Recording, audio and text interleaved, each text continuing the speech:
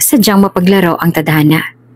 Sino magkaakalang nang dahil sa pagpapanggap ni Elias bilang kargador ay makikilala niya si Vanna, ang babaeng magpapatibok ng kanyang puso. Apo ni Juan Suarez si Elias, makisig, matipuno at sobrang down-to-earth na binata. Ipinagmamalaki ni Juan ang kanyang apo. Bagamat ulila na ito sa kanyang mga magulang at lumaking may gintong kutsara sa bibig, ay hindi naman ito mapagmataas. Kung tutuusin, ay hindi na nito kailangang magtrabaho dahil kahit sa magiging kaupo-upuhan nito ay aabot ang kanilang yaman. Nang dahil sa ganitong estado ng buhay ni Elias, ay mas pinili nitong itago ang kanyang pagkatao sa lahat. Tanging pangalan lang niya ang alam ng kanyang mga empleyado.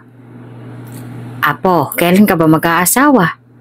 Inip na ako magkaroon ng apo sa tuhod, alam mo ba yon? Daing ng matandang si Juan habang kausap si Elias sa kabilang linya. Lo, wala pa po sa isip ko ang ganyang mga bagay. Sa pagpapatakbo pangalan ng kumpanya ay nauubos ang oras ko. E paano pa ako magkakaroon ng panahon para humanap ng girlfriend? Kung bago ka pa lang sa channel na ito, Ate Jane TV, huwag kalimutang pindutin ang notification bell and subscribe button. Sana po hindi naman malaking abala sa inyo ang pagpindot ng subscribe button dahil ang kapalit po nito ay ang pagsuporta para makapag-produce ng mga libreng stories sa mga channels ni Ate Jane. Maraming salamat!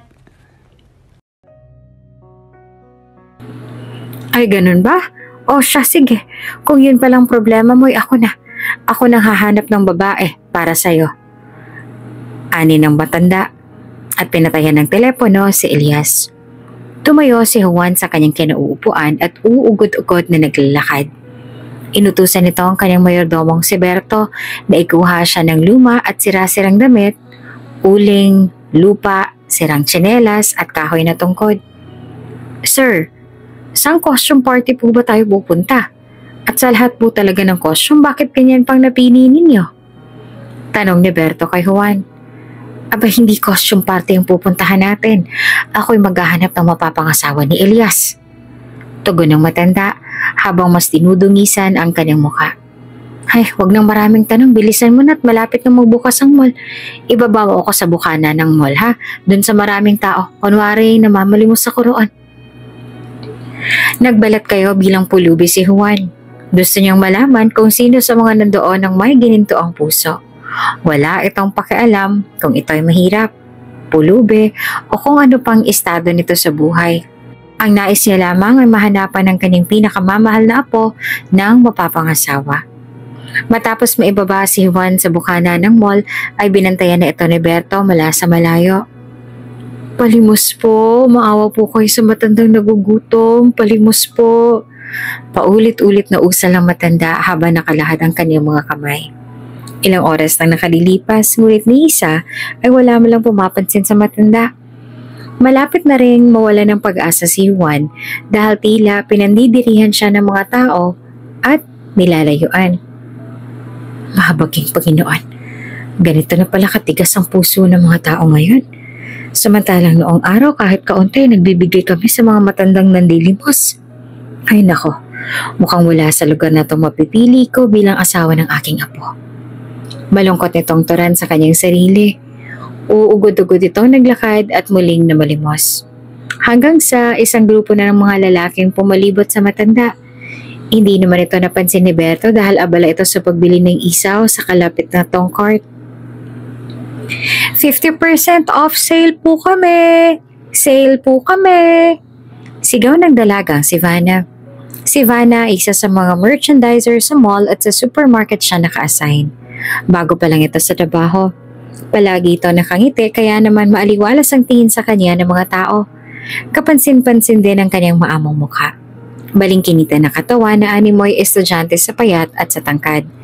Ngunit kahit ang ganoon ang kanyang itsura ay may malaki naman itong puso na sadyang ginatutuwa naman ang karamihan. Naks naman, Vanna, ang bilis mo namang maubos yung flyers mo samantalang ako wala pa sa kalahati. Daing ni Mela na kapwa niya merchandiser. Lumapit si Vanna at pasimpleng kinuha ang ilan sa flyers na hawak ng kaibigan. Kailangan kasi nilang maipamigay ang lahat ng flyers bago sila makapasok muli sa loob. Yun ang utos sa kanila ni Madam Berna, ang kanilang head supervisor. Sa akin na to, doon naman ako mamimigay. Ikaw na dito. Nakangiting sabi naman ni Vanna. Tumango naman si Mela at laking pasasalamat dahil sa tulong ng dalaga. Habang namimigay at sumisigaw si Vanna sa may tapat ng mall, ay napansin naman nito ang isang matandang namamalimos. Nahabag ito sa itsura ng matanda dahil dinadaan-daanan lang siya ng mga tao.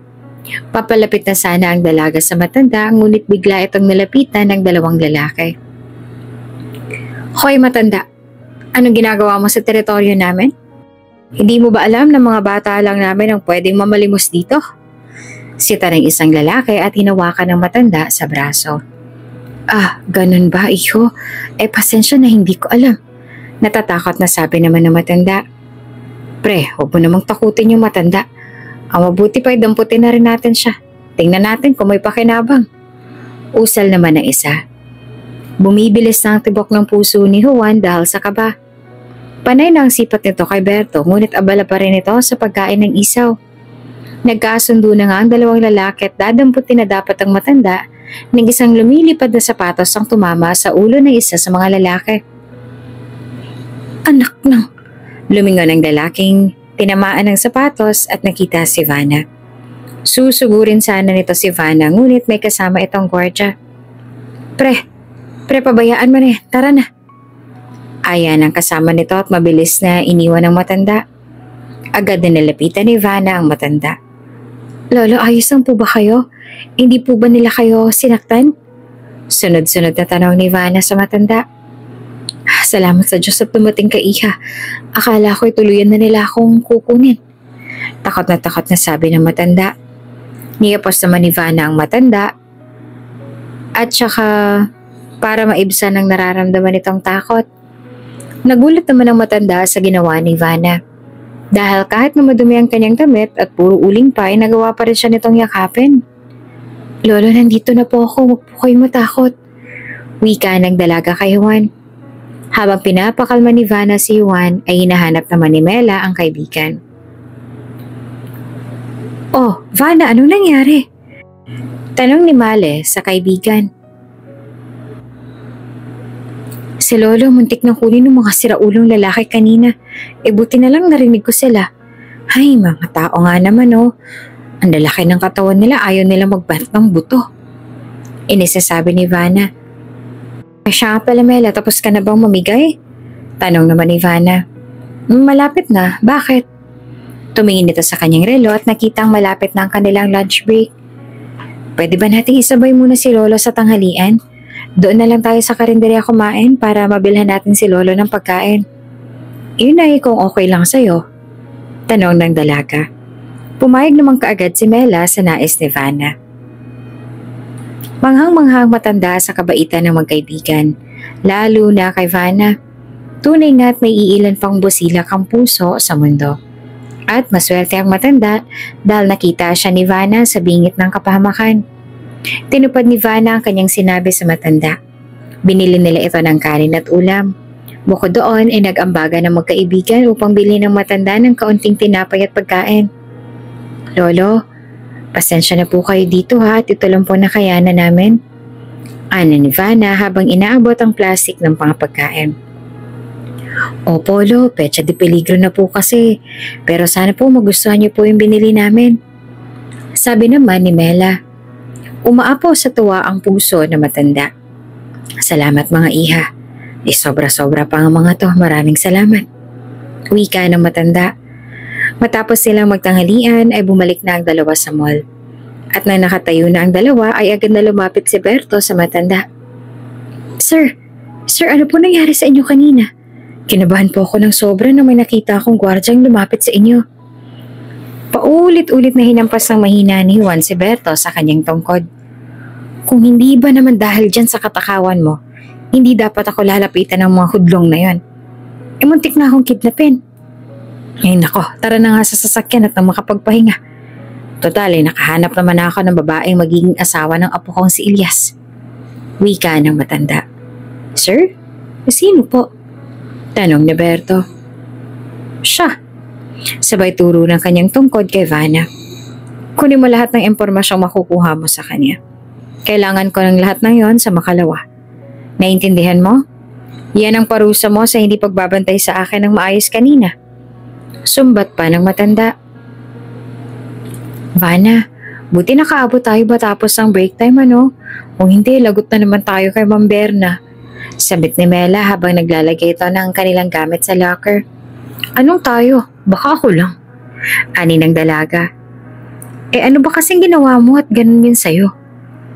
Sa totoo lang, di ko rin alam eh. Ani ng dalaga. Hindi alam ni Vanna kung bakit mainit ang dugo ni Berna sa kanya. Unang-una, hindi naman sila magkakalala.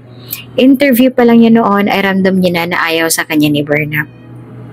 Unang araw pa lang niya noon sa trabaho ay puro mabibigat na gawain ang ibinibigay sa kanya ni Berna. Minsan nga ay hindi niya nagawain, pinapagawa pa rin sa kanya. Hindi lang talaga makaangal si Vanna dahil kailangan niya ng trabaho. Sabi niya na lang sa kanyang sarili na hanggat kaya niyang tiisin ang trato sa kanya ni Berna ay titiisin niya. Samantala, nagbaba naman ng mga frozen goods si Elias kasama ng iba pang kargador sa mall. Boss, Billy, saan po mga to? Tanong ni Elias. Nanlaki ang mga mata ni Billy na makita kung sino ang kargador ng kanyang kaharap. Sir Shhh! Sabay sipa ni Elias sa sapatos ni Billy. Boss, saan po mga to? Ulit na tanong nito. Doon na lang. Tarantang sabi ni Billy. Tapos magakot ay kunwaring kinausap ni Billy isa-isa mga bagong kargador at huli nitong kinausap si Elias. Sir, bati ni Billy pagkasara ni Elias ang pinto. Sir, ano pong gusto niyo? Kape? Tubig? Alok nito. Ngumiti naman si Elias. Ganyan ka ba sa lahat ng empleyado mo? O sa akin lang dahil kilala mo ako? Napakamot si Billy sa kanyang batok. Anak si Billy ng isa sa mga kasambahay ni na Elias. Bukod doon ay matalik silang magkaibigan. Pero sir, hindi birong pagiging kargador ha. Mamaya kung paano pa kayo sa daan, hindi kaya may makakilala sa inyo. Alam po ba ito ng lolo ninyo? Nag-aalalang tanong naman ni Billy. Hindi. Ako may gusto nito. At ginawa ko to para na rin makita ang takbo ng mall. Ngingiti-ngiti nitong sabi. Ipinagpatuloy ni Elias ang kanyang pagpapanggap. Kung minsan kapag maaga nilang natatapos ang kanilang mga gawain, ay tumutulong ito sa loob ng mall. Palagi itong napupunta sa may supermarket upang mag-restock ng estante. Vanna, sinabi ko naman sa'yo, diba? Pati itong mga to, i-check mo palagi. Tingnan mo, wala na pala tayong stock nito, hindi mo pa rin alam. Puro na lang hindi mo alam. Gigil na sabi ni Berna kay Vanna. Nakakuyampos na ang kamao ni Vanna. Namumula na rin ito at nangingilid ang mga luha. Hindi na nito na malayang pasulimpat na ang kanyang tingin sa kanyang bisor na masungit. Oh, anong tinitingin-tingin mo dyan? Bakit ganyan ka makatingin? Ano, sasagot ka? Baka gusto mong bigyan kita ng memo. Subordination. Ano? Hamon ni Berna. Sorry po ma'am, hindi na po mauulit. Sorry po. Ani ni Vanna habang nakayuko. Sige, umalis ka na. Bilisan mo lang. Ang bagal-bagal pang kumilos. Singal na sabi ni Berna. Pagkaalis ni Vanna ay siya namang lapit ni Nika, ang paboritong empleyado ni Berna. Ma'am Berna, sorry po. Ako po kasi huli naka-assign si area na yun. Hindi ko po napansin na out of stock na pala yung item. Malambing na sabi ni Nika. Ang kaninang galit na itsura ni Berna ay biglang nagbago. Hinawakan nito ang balikat ni Nika at malumanay na kinausap. It's okay. Alam ko naman yan, una pa lang. Kaya nga bigla akong nagpa-rotation at si Vanna ang inilagay ko sa pwesto mo. At least hindi ikaw ang papagalitan ko, diba? Lahat ng to ay hindi naman sinasadyang marinig ni Elias dahil nasa kabilang estante lang ito. Buong araw lang inoobserbahan ni Elias ang kanyang mga trabaho nang dahil sa kanyang nasaksihan. Napapailing na lang ito dahil kitang-kita niya ang diskriminasyon ginagawa nila kay Vanna. Dumaan ang mga araw at patuloy pa rin na sinusubaybayan ni Elias si Vanna. Nakita nitong kahanga-hanga ang presensya nito sa ginagawa sa kanya. Daladala ni Elias ang isipin ito hanggang binagtas nila ni Billy ang daan pa uwi sa mansyon. Sir, mukhang malalim ang iniisip niyo ah. Tanong ni Billy habang minamaneho ang sasakyan ni Elias. Medyo. Hindi lumawala sa isip ko kung paano nila tratuhin yung isang empleyado. Maling-mali naman yung pagtanggap natin sa kanila. Usal pa ni Elias. Hay, tama na ang usapan sa trabaho, pauwi na tayo kaya iwan na natin ang isipan sa trabaho. Ani ni Elias. Opo sir, tama ka dyan. Ang isipin niyo naman ay kung sinong ihaharap niyo sa lolo niyo bilang girlfriend. Narinig ko po kasi nung nakaraan si Sir Juan, nagtatanong sa mga kasambahay kung may kilala daw silang dalaga na pwedeng ireto sa inyo. Sumbong pa ni Billy. Napahawak naman sa kanyang noo si Elias. Ay, si lolo talaga. Alam mo, mas nai-stress ako pag iniisip ko yan. Nakarating na nga ang mag-amo sa mansyon. Pagpasok ng dalawa sa may pinto ay agad na sinalubong ni Juan ang kanyang apo. Uugod-ugod itong lumapit kay Elias at Billy. Magandang gabi po, Sir Juan. Bati ni Billy. Sabay paalam na pupuntahan niya muna ang kanyang ina. Natira na lang ang maglolo. May kakaibang ngiti ang namumutawi sa labi ni Juan. At nang masilayan ni Lian ni Elias ay bigla naman itong kinabahan. Apo, Elias, tara. May pag-uusapan tayo. Mahalaga ito. Dito nakasalalay ang kinabukasan ng pamilya natin. Nakangiting sabi ng matanda. Lo, dapat ba akong kabahan sa sasabihin niyo? Baka hindi ko alam, kasal na ako bukas ha? Nako, magtatago talaga ako. Sinasabi ko sa inyo. Biro pa ni Elias. Kahit na ang totoo, ay kinakabahan naman talaga ang binata. Ay nako apo, wala pa naman ako sa puntong gagawin ko yan. Pero pag naramdaman ko malapit nang magpantay ang mga paa ko, baka gawin ko yung sinasabi mo. Nakarating na nga ang dalawa sa may sofa. May inabot na folder si Juan sa kanyang apo. Lo, ano po to? Tanong ni Elias. Aboteng ang ngiti na matanda habang nakatingin sa kanyang apo. Apo, siya ang babaeng mapapangasawa mo. Ginawan ko siya ng profile at nagpa-background check na rin ako. Pati NBI pinasilip ko rin para makasigurong karapat dapat siya para sa'yo. Wika na matanda. Pero lolo, ay walang pero. Napatayo na ang matanda at hudyat na kahit ano pang sasabihin ni Elias sa oras na yon ay hindi niya iyon papakinggan. Aralin mo mga gusto at ayaw ni Vanna. Kung kinakailangan magtrabaho ka sa mall, gawin mo. Sigurado naman akong si Billy ang nakakakilala sa'yo.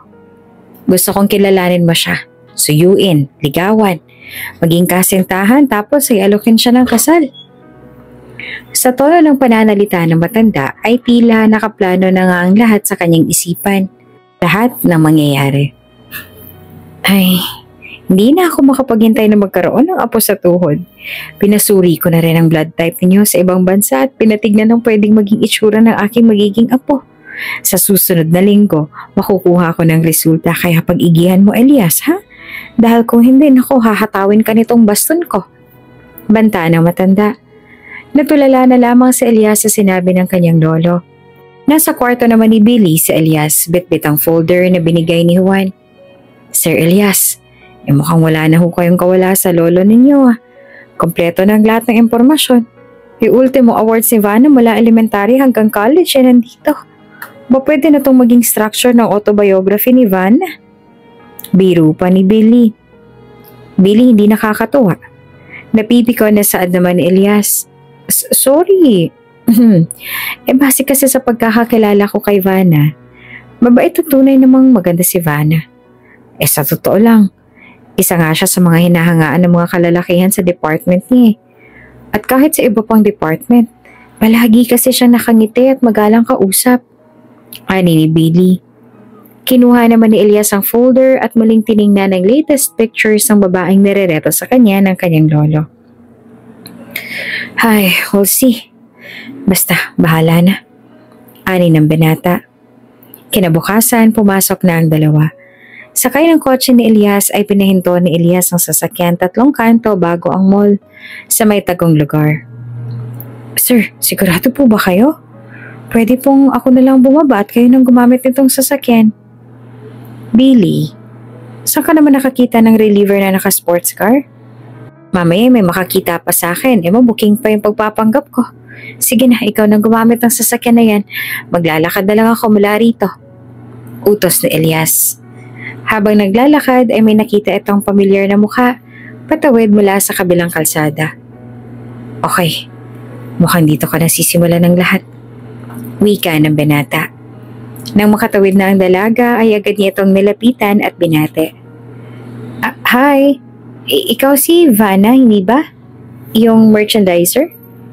Bati ni Elias habang pilit na sinasabayan sa paglalakad si Vanna. Napalingon naman si Vanna. Oo, ako nga. At tinignan nito ang suot ng uniforme ni Elias. Sa mall ka rin ba nagtatrabaho? Oo, pero reliever lang. Papasok ka na ba? Gusto mo ba sabay na tayong pumasok? Alok pa ni Elias. Sige. Naiilang na sagot naman ni Vanna. At doon lang naalala ni Elias na magpakilala. Ay, sorry, nakalimutan ko magpakilala. Elias nga pala. Habang naglalakad ay nagkakwentuhan ng dalawa kung saan silang department na naka-assign. At tama ngang sinabi ni Billy, masarap kang kausap si Vanna.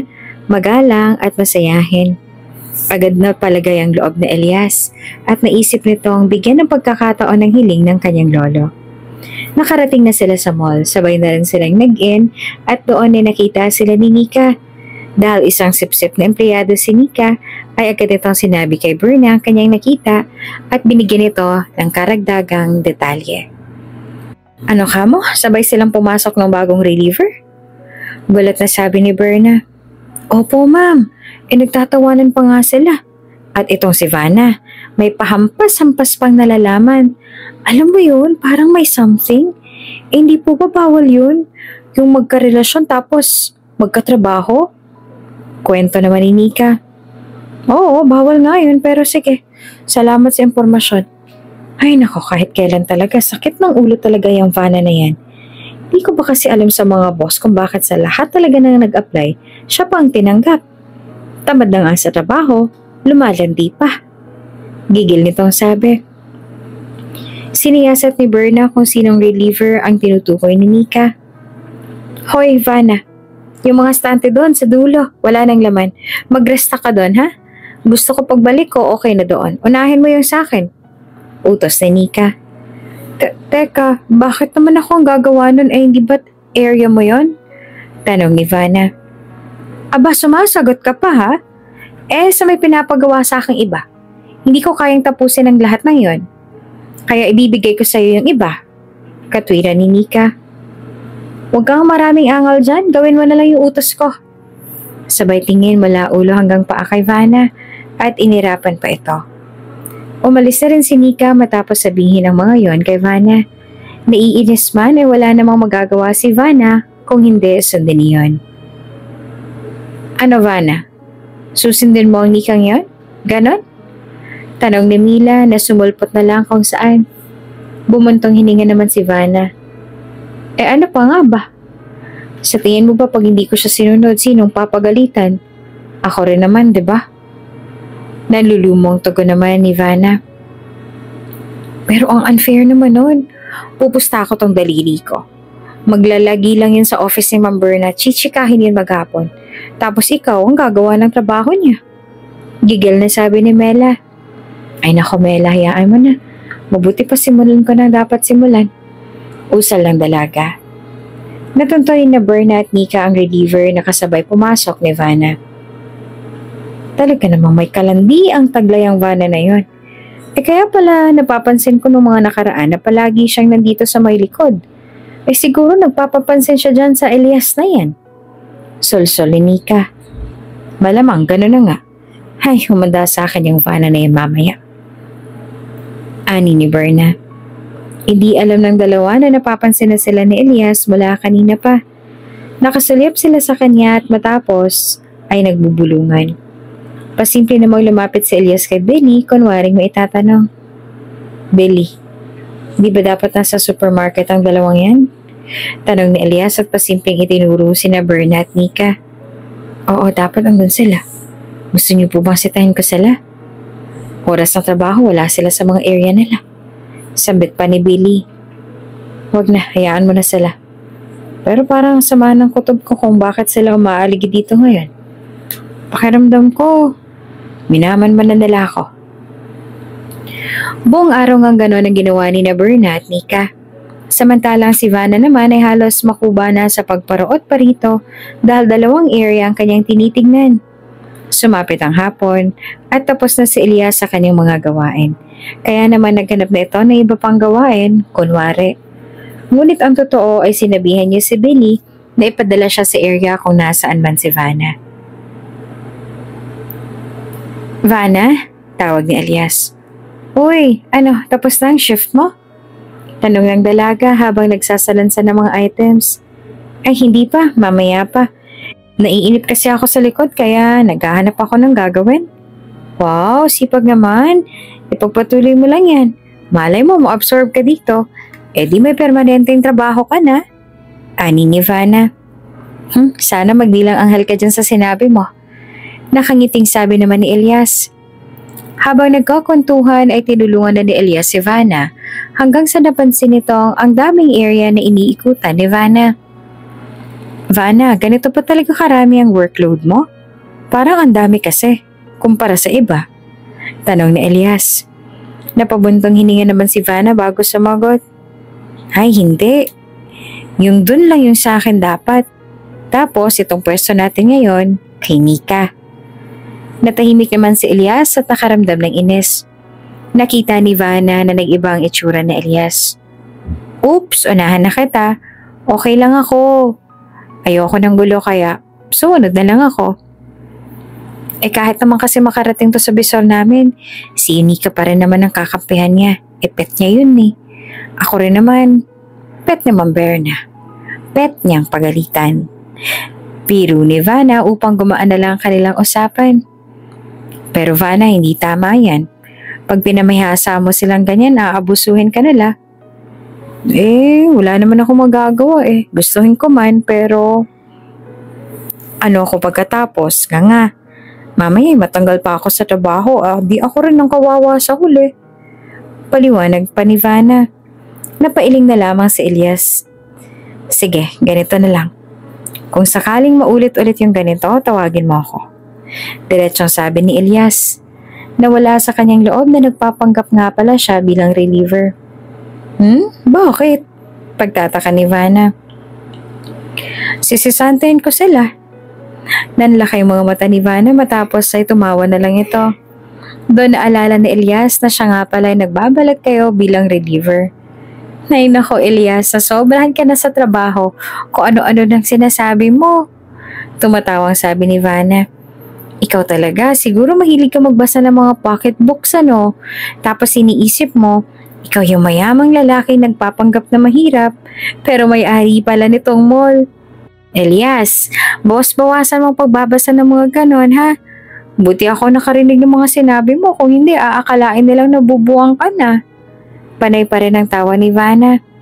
Tumawa na lang din si Elias sa sinabing nagbibiro lang siya. Sumapit ang uwian, sabay na lumabas sina Vanna at Mela. Maya-maya ay nakita nila si Elias. Vanna! Tawag ni Elias. Uy, Elias! Dito rin bang daan mo? Tanong ng dalaga. Ay, siya nga pala si Mela. Merchandiser din siya, kaibigan ko. Mela, si Elias, reliever natin. Sinabayan ni Elias ang dalawa at hinatid sa may sakayan. Sure ka, hindi ka sasabay? Pwede ka pa rito, isiksik mo na lang ang sarili mo. Mamaya pa yung dating ng susunod na jeep. Ayan ni Vanna. Sige na, ayos lang ako. Bye, ingat kayo. Paalam ni Elias at umandar na nga ang jeep. Nang tuluyan na makalayo ang jeep ay huminto naman sa harapan ni Elias ang isang sports car. Lulan si Billy na kanina pa sila sinusundan. Sa loob ng sasakyan ay nag-uusap ang dalawa. Sir, akala ko ihahatid mo pa sina Mas Vanna sa kanila. Simula na ba ito ng paniligaw mo, sir? Asar ni Billy. Natawa naman si Elias. Ikaw, natututo ka ng mga asar ha? Sadyang mabait lang talaga tong si Vanna. At saka ginawa ko to dahil kilala mo naman si Lolo. Mamaya ay maispiya siyang nakatingin sa amin. Di reported ako kaagad na hindi ko ginagawa ang pinapagawa niya. Pero sir, Paano kung mahulog ka talaga kay Vanna dahil sa ginagawa mo? Tanong ni Billy. Ngumiti naman si Elias bago sumagot. We'll see. Dumaan pa nga ang mga araw. Naging rutina ni Elias sa pagkatapos ng mga gawain niya bilang kargador ay tutulungan niya ang ibang mga merchandiser. At isa na rito si Vanna. Hindi naman ito napupuna ng iba. Maliban na lang kay Berna at Nika. Ma'am, bakit po ganun? Bakit pa laging si Vanna nagpapatulong kay Elias? Minsang nagpababa ako ng items galing sa stockroom, bigla na lang tinawag ni Vanna si Elias. Tapos nagpapabebe pa. Eto namang si Elias, sumunod naman agad kay Vanna. Nahirapan tuloy ako, ma'am. Ang ending, ako na lang gumawa. Muntik pa nga ako mahulog. Pagpapaawa pa ni Nika. Ano? Sige, isusumbong ko yung si Elias kay Sir Billy. Namimili pa yata siya ng tutulungan. Naku ma'am, hindi po ganun ang gusto kong sabihin. Ang ibig ko pong sabihin ay dapat si Vanna sitahin. Dahil patas naman talaga si Elias. Siya lang tong papansin eh. Ang gusto niya sa kanya palaging atensyon na Elias. Bawi ni Nika upang madiin si Vanna. Ay nako, nasan ba yung Vanna na yun? Papuntahin mo nga yun dito. Gigil na utos ni Berna. Agad namang sinunod ni Nika ang utos ni Berna. Ngunit hindi agad nakapunta si Vanna dahil nakasakay ito sa lifter para sa inventory. Nika, pwedeng pakisabi sa Ma'am Berna mo na mamaya na makakapunta si Vanna. Kailangan pa niyang tapusin yung inventory ngayon dahil hinihingi na ng purchasing ang magiging order sa produkto na to. Utos sa nagko-control ng lifter na si Alan. Okay, sasabihin ko na lang po, sagot naman ni Nika. Ngunit imbes na sabihin na ni Nika kay Berna ay dumiretso ito sa kanyang pwesto. Ang kapal ah. Ako pa talagang inutusan nila. Bahala ka nga dyan, Vanna. Hindi naman ako yung mapapagalitan eh. Usal ni Nika sa kanyang sarili. 30 minutes na naghintay si Berna sa kanyang opisina. Masyado naman talagang pa-importanteng babaeng yun na ba? 30 minutes na wala pa rin siya. Gigil nitong sabi ni Berna. Samantala, tapos na si Vanna sa kanyang inventory. Kakababa pa lang nito ng lifter. Okay na po kuya, ito na lang kulang pa natin. Ito naman po marami pang stocks eh. Sabay abot ng kanyang clipboard. Ayos, sige itatakbo ko na to sa purchasing. Sige, maraming salamat Vanna ha. Ani ni Alan. Napabuga na lang sa kanyang bibig si Vanna. Nangangalahati pa lang kasi ng araw ay ubos na ang kanyang lakas. Nakaramdamang dalaga ng uhaw kaya naman nagtungo ito sa dispenser ng tubig. Habang kasalukuyang kumukuha ng tubig ay dumaan naman si Elias. Vanna, ayos ka lang? Nag-aalala na tanong ng binata. Oo, ayos lang ako. Sagot ni Vanna matapos uminom ng tubig. Sige ha, mauuna na ako. Pupuntahan ko pa sina Ma'am Berna. Tawag niya kasi, sinasabi ko na nga ba? Sigaw ni Berna na umalingaw-ngaw sa buong lugar. Ma'am? Bigla namang nanginig ang buong katawan ni Vanna. Kanina pa kita pinapatawag. Ano sa palagay mo ang posisyon mo dito sa mall? At ganyan ka makaasta, ha? Tapos makikita kita nakikipaglandian sa reliever na yan? Nanlaki ang mga mata ni Elias sa kanyang narinig. Samantalang si Vanna naman ay hindi maintindihan kung anong sinasabi ng kanyang besor. Ma'am, umiinom lang po ako ng tubig tapos pupunta na po ako sa inyo. Katwiran ni Vanna. At sumasagot ka pa. Bakit? Sino ka para ako mag-a-adjust kung kailan ka pupunta? Kanina pa kitang pinapatawag. Ma'am, hindi po ba sinabi sa inyo ni Nika na minamadali po kami kanina ng purchasing kaya po pinapasabi ni Sir Alan sa inyo na mamaya pa po ako makakapunta? Tanong ni Vanna. Ngunit sarado ng isipan ni Berna at inakala nito nagdadahilan lang si Vanna. Kung ganon, masusundan mo si Sir Alan mo kaysa sa ako na besor mo? Gigil na sabi ni Berna.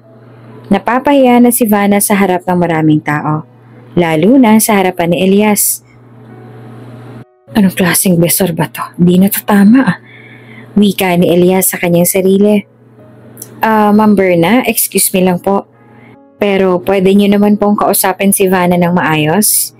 Yung hindi sinisigawan? Pagdepensa ni Elias kay Vanna. Nahinto naman bahagya si Berna at tinaasan ng kilay si Elias.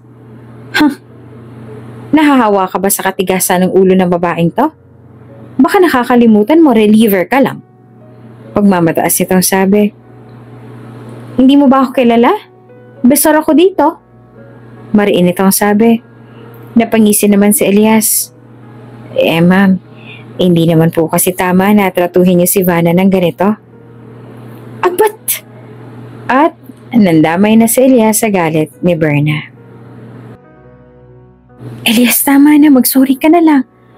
Hayaan mo na ako mapagalitan. Saway naman ni Vanna. Dahil sa gulong nangyari, mabilis itong kumalat at nakarating ito kay Billy. Ano? Si Elias na reliever, sinigawan ni Berna? Gulat na sabi ni Billy. Agad na humahango si Billy at naaktuhan niyang sinisigawan niya ni Berna si Elias kasama si Vanna. Naku, Berna, hindi mo alam ang ginagawa mo. Wika nito sa kanyang sarili. Inawat ni Billy si Berna at dinala ang tatlo sa kanyang opisina. Wala namang kibo si Vanna. Samantalang si Elias naman ay pinapaliwanag ang nangyari. Sir Billy, kung may tao bang nagkasala dito, siguro ay ako yon. Dahil kinamusta ko si Vanna. Nakita ko kasing pagod na siya. Hindi ko naman alam na bawal palang kumausap ng kapwa-empleyado. Katwiran pa ni Elias. Tingnan mo, Sir Billy. Reliever lang yan pero kung makapagsalita, akala mo kung sinong regular. Mataray na sabi ni Berna. Huminahon kayong lahat, Miss Berna. Sige, ikaw munang magsalaysay ng kwento. Pagkatapos ikaw naman, Vanna, magsabi ng nangyari. Sambit ni Billy. Ngunit ang totoo ay nanginginig na sa takot si Billy dahil alam nitong galit na si Elias. Matapos ang pagpapanggap na yon ay napag-alamang tama nga ang kwento ni Vanna. Pinutanayan ito ni Alan na siyang nagulat sa mga nangyari. Napahiya si Berna. Ngunit hindi tulad ng kanyang ginagawa kay Vanna ay sila-sila lang ang nakakaalam ng pagkakamali ng bisor. Nasaan si Nika? Gusto ko siya makausap. Utos pa ni Billy. Huwag na po, sir. Ako na pong kakausap sa kanya. Halatang pinoprotektahan ni Berna si Nika. Sige, kung ganun, makakalabas na kayo. Utos pa ni Billy. Pero Elias, maiwan ka rito. Lumabas naman ang dalawa at naiwan si Elias. Pagkasara ng pinto ay halos lumuhod na si Billy sa harapan ni Elias. Sir, sorry po talaga, sorry po. Hindi ko alam kung ano nakain ng Bernang yun at sinabi niyang lahat ng yun sa inyo. Sorry po talaga. Wika ni Billy. Natawa lang si Elias sa kinilos ng kanyang kaibigan. Akala ng lahat ay humupa na ang galit ni Berna matapos sa mga nangyari. Ngunit pinalipas lang ito ang 3 araw at nagbaba ito ng memo kay Vanna. 1 week suspension. Nakalagay din dyan ang mga nagawa mo. Naipon kaya umabot ang suspension. Late, overbreaks at attitude. Lalo na ang insubordination. Ani ni Berna. Kung meron kang reklamo, go ahead. Pumunta ka sa HR. Hamon ito. Hindi naman nakaimik si Vanna at natulala na lang sa papel na kanyang hawak. Kung wala kang tanong, makakalabas ka na. Utos ni Berna. Paglabas ni Vanna ay tumulo na bigla ang kanyang mga luha. Tumatakbo ito kaagad papuntang CR. Mabuti na lang at nakita siya ng kanyang kaibigan na si Mela, kaya naman ay sinamahan siya nito sa loob ng banyo upang kumalma. Matapos ng ilang minutong pagpapatahan kay Vanna ay lumabas na ang dalawa. Sakto naman at nakita sila ni Elias. Napansin kaagad nito ang mugtong mata ni Vanna. Pilit niya itong pinapaamin sa kung anong nangyari, hanggang sa sinabi ni Vanna na siya ay nasuspende. Ano? Bakit ganun? Sa anong dahilan? Tanong ni Elias. Bakit wala man lang warning?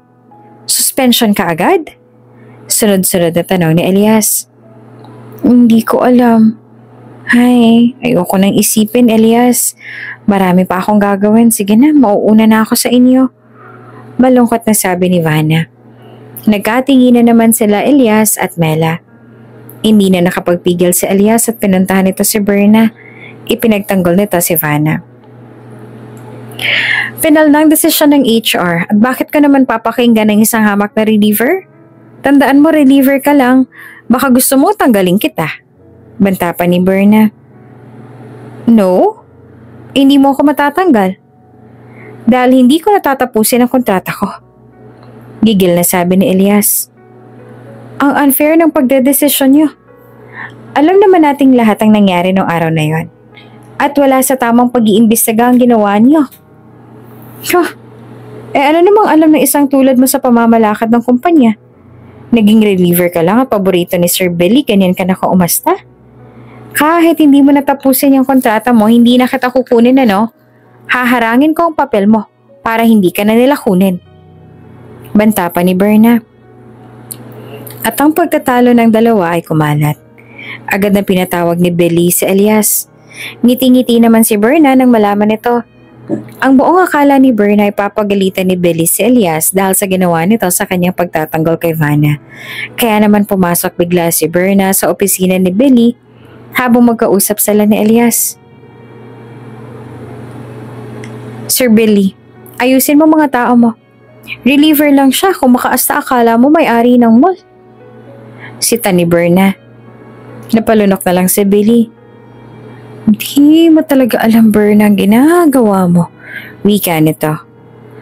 No, I'm aware. Very aware. Sabi nito at muling sinarang pinto. Nakatingin na lang ang dalawa.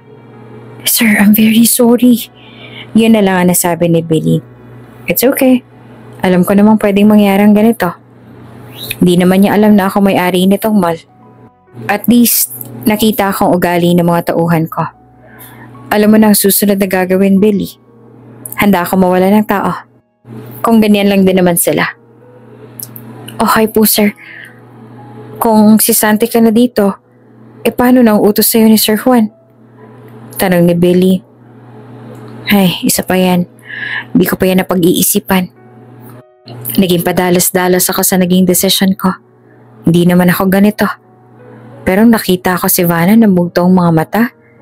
Hindi na ako nakapag-isip ng maayos at sinugod ko na kaagad si Berna.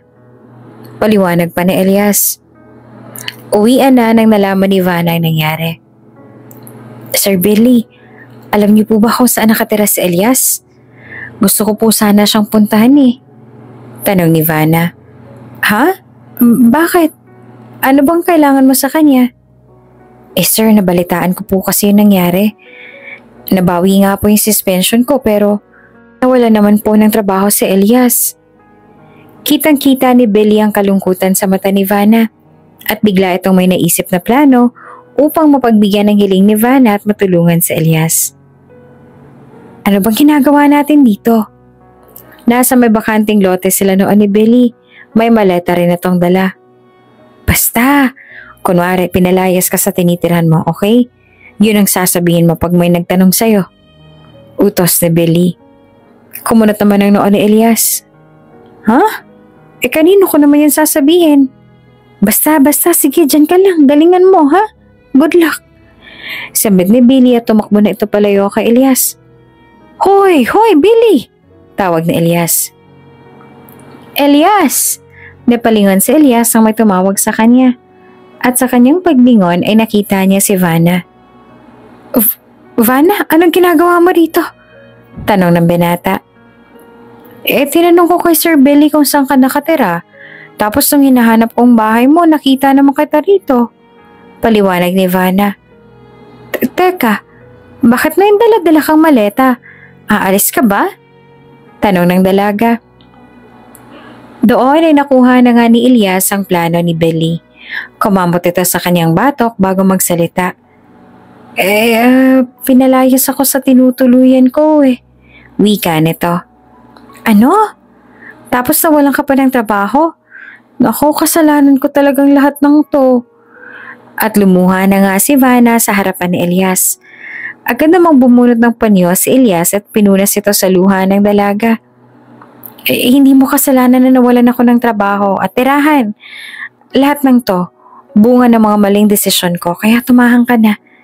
Wika ni Elias. Hindi. Humihikbing sabi naman ni Vanna. Kung hindi dahil sa akin, hindi ka malalagay sa ganitong sitwasyon. Kaya naman tutulungan kita. Sa bahay ka na tumira. Diretsong sabi ni Vanna. Ha? Bulat na sabi ni Elias. Ano ka ba, Vanna?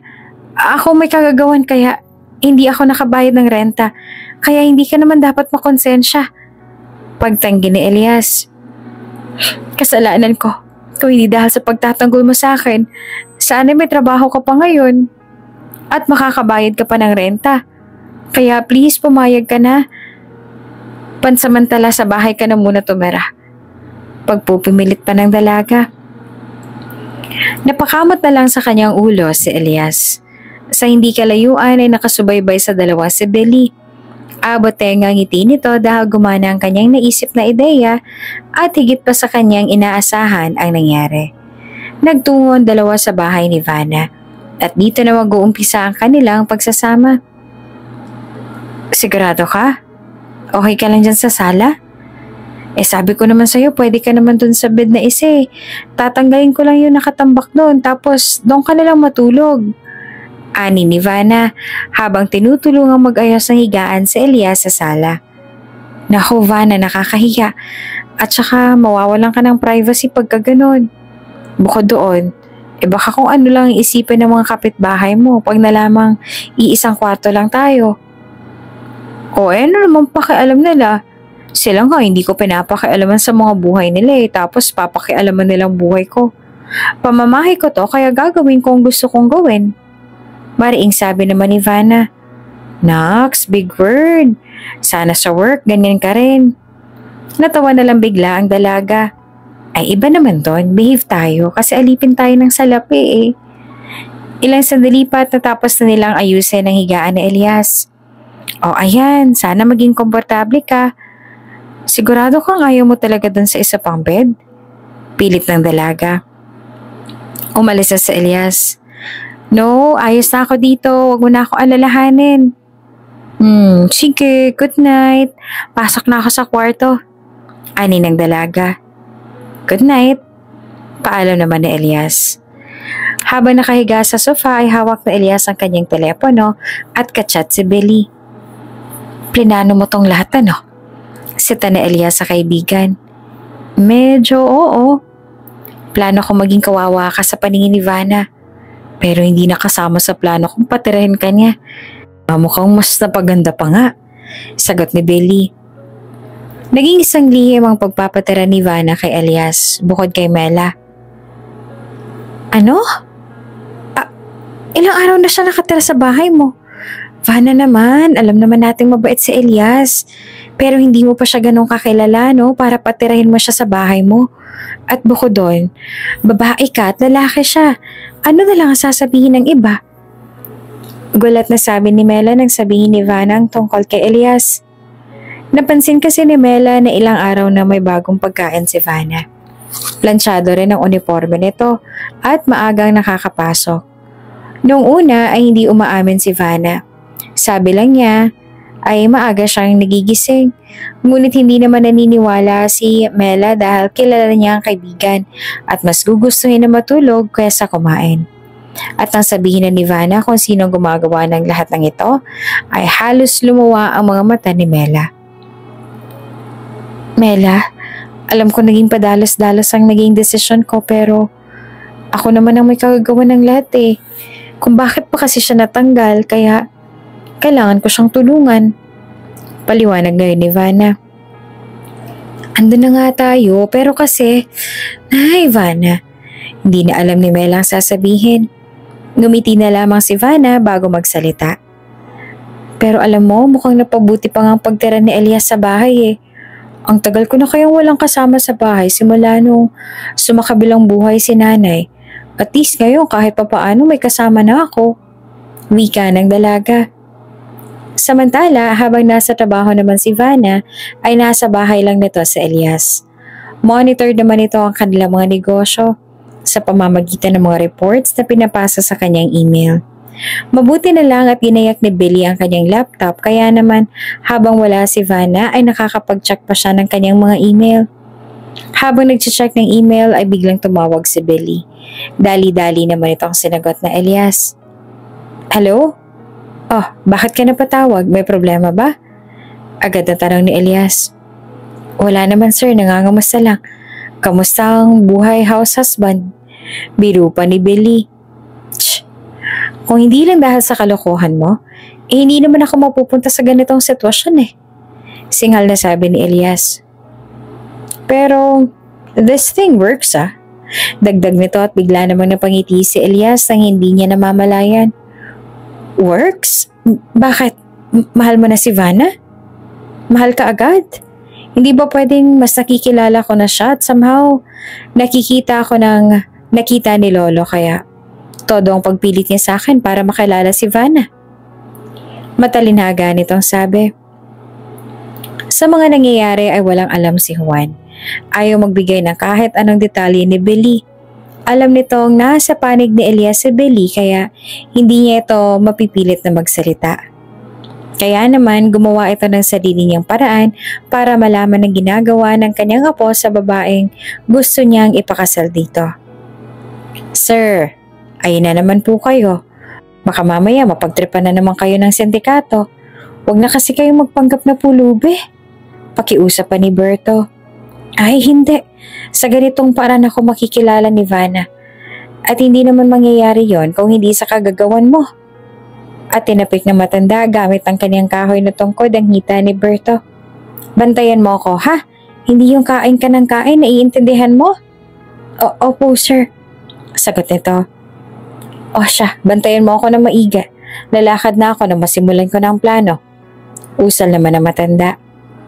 Matyagang naghintay si Juan kay Vanna. Magla-lunch break na noon at may dala itong supot ng pagkain. Luto ito ng matanda. Tanda ng pasasalamat dahil sa pagligtas ni Vanna sa kanya noong siya ay muntik ng mapahamak.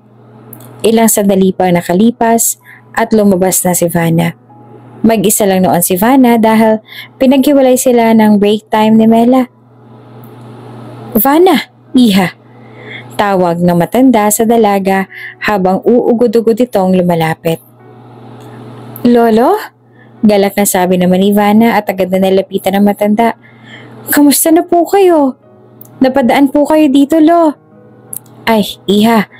Dinalhan kasi sana kita ng pananghalian para magpasalamat sa ginawa mong kabutihan sa akin noong nakaraan. Sabay abot ang matanda ng plastik. Ay, salamat tay. Kumain na po ba kayo? Gusto niyo po ba pagsaluhan na lang po natin yung dala ninyo at tong baong ko? Aya naman ang dalaga. Nagtungo nga ang dalawa sa malapit na karinderya. Suki doon si Vanna at Mela. Matapos mag-order ng sabaw at pinagpa-reserve na si Mela ng pagkain, naupo na nga ang dalawa at saka kumain ng sabay. Agad naman napuna ng matanda ang dalang baon ni Vanna. Mabuti naman at nagagawa mo pang magluto kahit napagod ka sa trabaho. Usal ng matanda. Napangiti si Vanna habang pinaglalagay ang matanda ng ulam sa plato. Ay, Lo, gustuhin ko mo magluto. Hindi na kaya ng powers ko eh. Drain na drain ang energy ko dito sa mall. Mabuti na lang at pinagluluto ako ng asawa ko. Siwalat naman ng dalaga. Ha? Ano? May asawa ka na? Gulat na sabi ng matanda. Pinalabas ni Vanna na asawa niyang lalaki na nakatira ngayon sa kanyang munting bahay. At iyon na nga ay walang iba kundi si Elias. Naging laman kasi siya ng chismis sa kanilang lugar at ito ang kinakatakutan ni Elias. Kaya hiyang-hiya itong tanggapin ang alok ni Vanna. Ngunit imbes na paalisin si Elias ay pinangatawanan ni Vanna ang chismis na iyon. Sinabi nito sa lahat na asawa niya si Elias at ang dahil dito ay humupa na ang usapan nila. Kailan pa? Ay siya, ipapakilala pa man din sana kita sa apo ko. Dagdag ng matanda. Natawa pa si Vanna. Lo, pasensya na po ha. Happily married na po kaming dalawa eh. At plano na nga rin namin magkaroon ng anak soon. Kung ipagkakaloob po ni Lord. Pero sa ngayon, nag-e-enjoy muna kami na kaming dalawa lang. Pinangatawa na ni Vanna ang kanyang pagpapanggap. Sa totoo lang, ayaw niya ng ideya na pagrereto. at may trauma ito sa pakikipagrelasyon. Sinubukan itong labanan ng trauma na kanyang dinadanas sa pamamagitan ng pakikipagrelasyon noon. Ngunit sa huli ay nakikipaghiwalay ito tuwing nakikita niyang ugali ng kanyang ama sa kanyang relasyon. Naging malaki ang iniwang sugat sa puso ni Vanna at kagagawa nito ng kanyang ama. Bagamat akala ng lahat ay maayos ang relasyon ng kanyang mga magulang dahil walang bisyo at sadyang makadiyos ang kanyang ama, hindi naman alam ng may lihim itong ugali. May anger issue ang kanyang ama at hindi niya ito maaamin sa kanyang sarili. Konting pagkakamali lang ay abot langit na agad ang galit nito sa kanyang ina. Ngunit matapos mahimasmasan ay tila maamong tupa ito at panay ang paghingi ng tawad sa kanyang ina matapos niyang bugbugin ito. Tumatak lahat ng yon sa puso at isipan ni Vanna. Ay, ganun ba? Sayang naman. Panghihinayang pa ng matanda. Nakita naman ni Juan sa mga mata ni Vanna ang saya habang sinasabi niya na may asawa na. Nanghihinayang man ay wala na rin siyang magagawa. Sige na Polo, tara na, kumain na tayo. Aya pa ni Vanna. Unang subo pa lamang ni Juan sa adobong ulam ni Vanna ay nagulat na ito sa lasa. Iha, matanong ko lang, anong pangalan ng asawa mo? Ay, Elias Polo. Bakit po? Wala naman. Kapangalan pala siya ng apo ko. Wika ng matanda. Natapos ang break time at inihatid na ni Vanna ang matanda sa may sakayan at bumalik nito sa loob ng mall. Sa natitirang oras bago mag-uwian ay masiglang nagtrabahong muli si Vanna. Kahit na panay pa rin ang pagpapahirap ni Berna sa kanya at panggugulang sa trabaho ni Nika. Ay, sa wakas. Ani ni Vanna sa locker room sabay upo sa bench katapat ng kanyang locker. Pagod na pagod ka ata ngayon. Madami na naman bang inutos si Madam Berna sa'yo? Tanong ni Mela. Bumuntong hininga naman si Vanna bago sumagot. Ay, ano pa nga ba? Hindi mo ba alam all around na ako dito sa mall, no? Kulang na nga lang maging kargador na ako. Ikaw naman kasi, pwede mo naman siyang isumbong sa HR o hindi kaya sa ibang mga heads. Wala naman sa JD mo ang ginagawa mo tapos yung sahod mo at promotion nandun kay Nika. Gigil na sabi ni Mela. Mela, magsusumbong ako tapos yung head ng HR, nanay ni Madam Berna. Oh, anong gagawin ko? Di lalo ako napag-initan. Ay, tama na nga yung usapang workout na tayo eh. Dapat ang problema sa work, iniiwan sa work.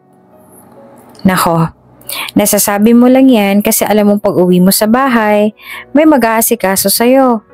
Nako naman, naiingit na ako sa'yo, Vanna. Wala bang pinsan o kapatid yang sa Elias? Pasabi naman no, may friend kang single at mag-isa lang din sa bahay. Open ang bahay ko sa kanya. Biro pa ni Mela.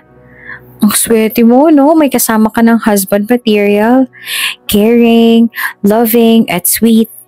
Nako, kung hindi ko lang alam ang totoong namamagitan sa inyo, akalain ko talaga mag-asawa kayo.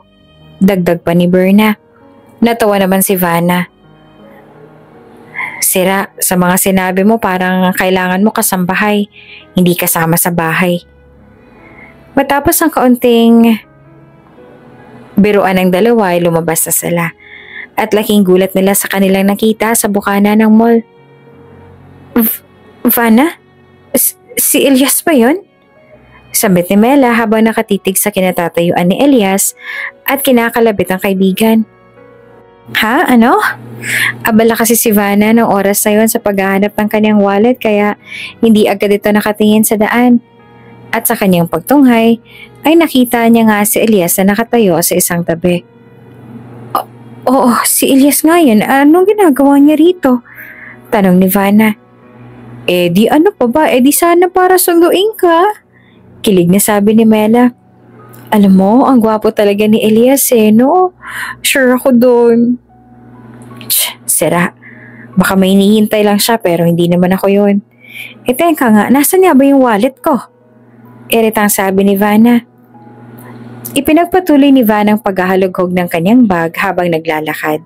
Hindi nito napansin na kinawayan ni Mela si Elias at nang nakita sila ni Elias ay lumapit ito kaagad sa dalawa. Vanna! Hingal ang sabi ng lalaki mula sa kanilang likaran. Ay, buti na lang naabutan ko kayo. Wallet mo to, diba? Tanong ni Dave, isa sa mga head ng mall. Napalingon si Vanna at Mela. Sir Dave! Gulat na sabi ng dalawa. Papalapit na noon si Elias at nakita si Dave. Hindi siya kilala nito dahil lahat ng transaction niya bilang may-ari ng mall ay kay Billy niya naman pinapadaan.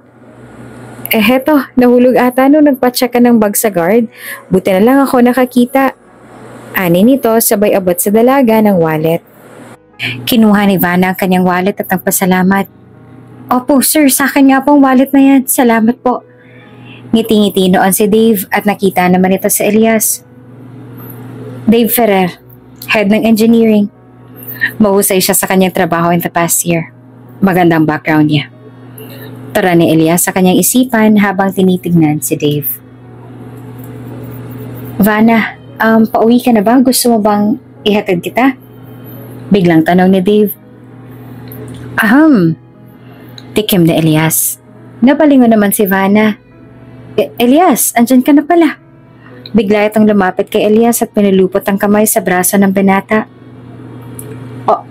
Boyfriend mo? Diretsang tanong ni Dave. Bago pa lang sasagot si Vanna ay sinagot na agad ni Elias ang tanong ni Dave. Elias nga pala, partner ni Vanna. Nag-iipon na kami para magpakasal na kami. Biglang sabi naman ni Elias na kinagulat ni Mela at lalo na ni Vanna. Okay bro, chill. Ani ni Dave at tinaas pa ang dalawa nitong kamay.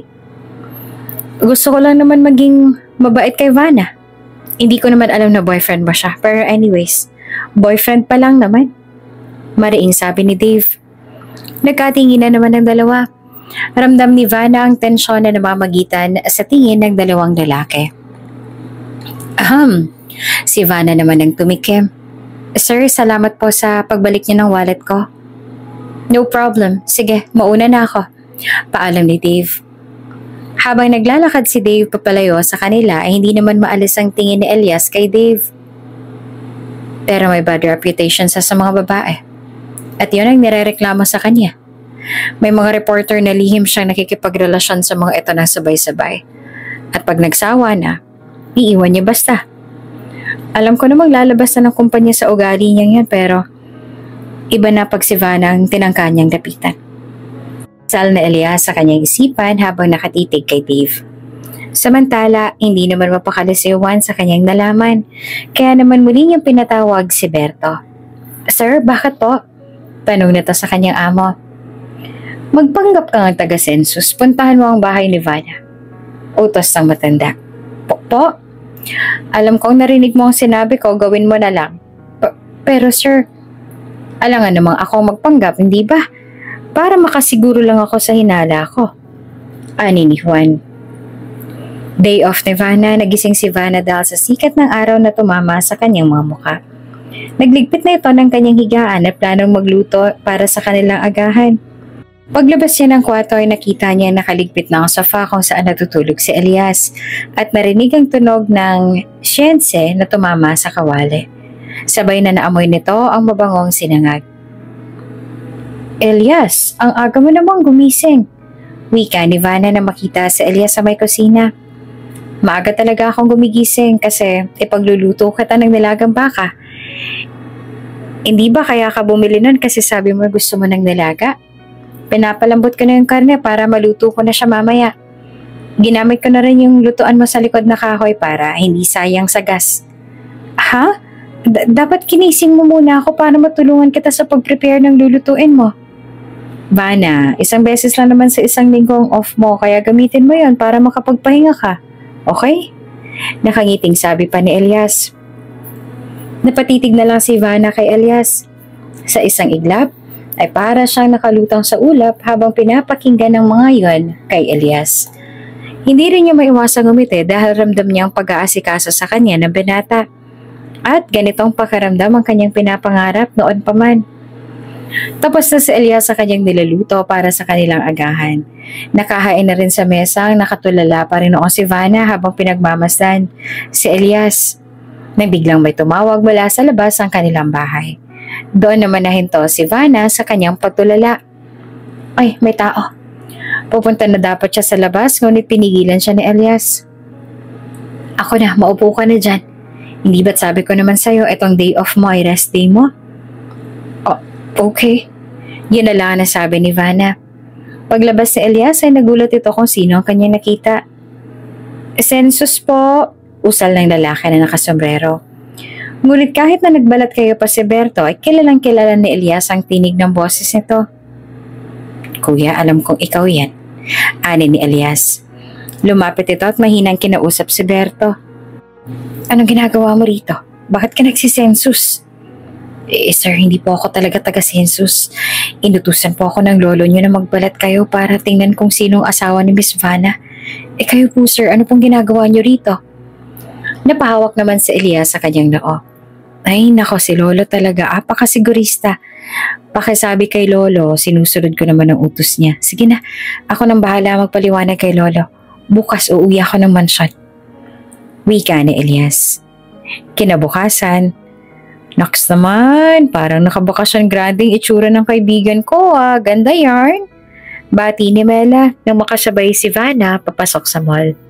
Maaliwalas kasi ang mukha ng dalaga. Abot nga rin ang ngiti nito dahil inihatid siya ni Elias sa pagpasok. Tila prinsesa kasi ang turing sa kanya ni Elias. Mula sa kanyang baon hanggang sa kanyang uniform ay inihahanda ni Elias iyon. Noong una ay pinipigilan ito ni Vanna dahil hindi niya naman ito dapat gawin para sa kanya. Ngunit papilit si Elias. Gate nito ay ito lang naman ang kanyang kayang gawin upang maging kabayaran sa pagpapatira sa kanya ng dalaga. Kaya naman hindi nahirapan si Vanna na pakisamahan sa Elias. Ngunit sa paglipas ng mga araw ay unti-unting napapansin ni Vanna na nagugustuhan niya na ang atensyon na ibinibigay sa kanya ng binata. Ang pag-aasikaso nito sa kanya, mga kwentuhan nila habang kumakain, ang pakikinig sa kanyang mga kwento at hinaing sa trabaho, mga payo ni Elias kung saan nalilinawan siya sa mga bagay na dapat niyang gawin. Lahat ng yon ay tumatak kay Vanna hanggang sa naging malaking parte na si Elias ng pang-araw-araw na buhay. Naging maganda lang ang rest day ko. Pinagluto ako ni Elias ng nilagang baka. Bukod doon, maghapon kami nagkwentuhan habang gumagawa ng mga gawaing bahay. Ani ni Vanna. Hala siya, parang mag-asawa lang. Kilig na sabi naman ni Mela. Ako rin, kaya ko magluto ng nilagang baka. Pero mas masarap ako magluto ng steak. Ano bang gusto mo? Rare? Medium rare? Well done? Sabat ni Dave na nasa likuran lang pala ng dalawa. Sir Dave, sabay na sabi naman ng dalawa. Oh, nagulat ba kayo? Anyways, gusto nyo bang lumabas after work? My treat. Ayan, ito sa dalawa. Sir, pasensya na po. Susunduin po kasi ako ni Elias mamaya Agad na sabi naman ni Vanna. Oh, Elias, your boyfriend. Tila napahiya naman si Dave sa naging sagot ni Vanna. It's okay, maybe next time. Sige, I'll go ahead. See you around. Biglang paalam ni Dave. Natigilan naman ang dalawa at sinundan na lang ng tingin si Dave. Alam mo Vanna, sa palagay ko, ikaw ang prospect ngayon ni Sir Dave. Biglang sabi ni Mela. Nako Mela, kahit siya pang pinakagwapong lalaki dito sa Pilipinas, hindi naman ako papatol sa kanya, no? Kilalang kilala si Sir Dave sa trademark na tirador ng mga babae sa mall. Ayoko mapasama sa mga koleksyon niya, no? Very good, yan, ganyan dapat. At saka may Elias ka na. Aba, magturo ka naman para sa iba. Biro pa ni Mela. Samantala, pagkatapos na mag-ihatid ni Elias si Vanna sa may mall, ay diretso na ito sa mansyon. Hindi sa kanyang lolo kung hindi kay Billy na kasalukuyang kumakain sa maid's quarters. Ano, gusto mo bang bantayan kong kilo si Dave? Manmanan siya at siguruhin hindi siya makaporma kay Vanna. Gulat na sabi ni Billy. Oo, tumpak. Hindi ako makakapayag na isama ng Dave na yun si Vanna sa mga babae niya. Iba si Vanna, no? Hindi niya dapat maranasan ng maloko, hindi naman kayo mapaglaruan. Seryosong sabi ni Elias. Naks naman, sir.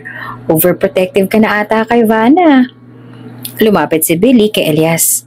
Bakit sir? Malaki na ba ang progress mo kay Vanna? Kayo na ba? Bulong nito. Sira, wala pang ganun.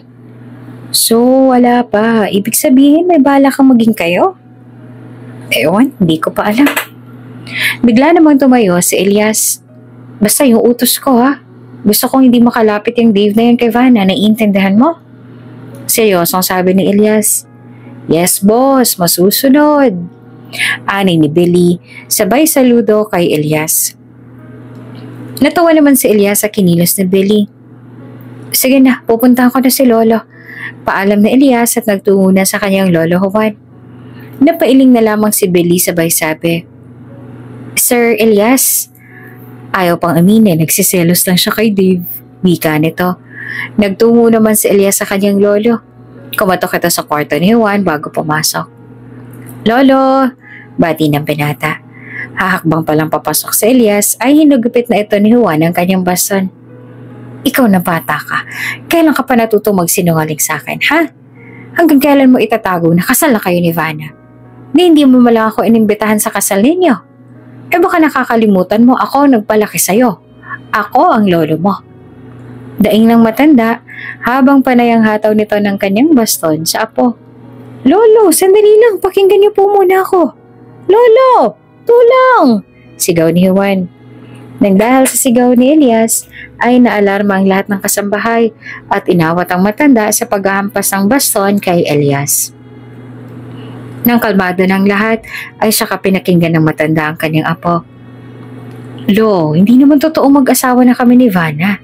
Pinalabas niyo lang yun para hindi na magtanong yung mga kapitbahay kung bakit pa kami magkasama sa iisang bahay.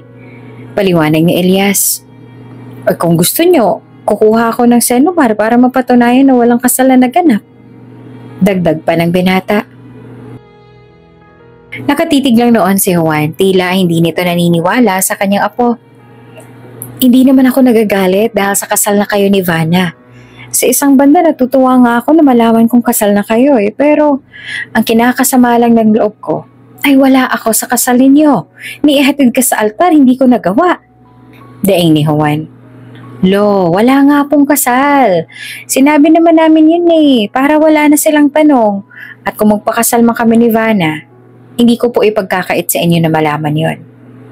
Bigla namang nagliwanag ang mukha ng matanda sa kanyang narinig. Ano ka mo? Kung magpapakasal na kayo?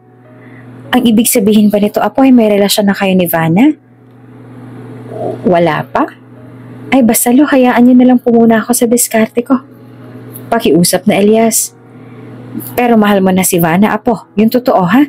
Hindi ka naman magtsatsagang manirahan sa bahay niya kung wala kang pagtingin sa kanya, hindi ba? Biglang namawi si Elias at hindi niya na alam ang isasagot sa kanyang lolo.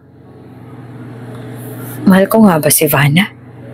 Nahulog na nga bang loob ko sa kanya? Tanong ni Elias sa kanyang sarili. Sumapit na ang gabi. Matyagang naghihintay si Elias sa labas ng mall upang sabay na silang umuwi ni Vanna. Habang naghihintay ay hindi naman maalis sa kanyang isipan ang mga pinag-usapan nila ng kanyang lolo. Hindi maamin ng binata sa kanyang sarili na nahuhulog na pala ang kanyang puso kay Vanna. Kahit na kailan lang niya ito nakilala, kasabay nito ay ang takot na baka siya lang nakakaramdam nito sa kanilang dalawa. Elias!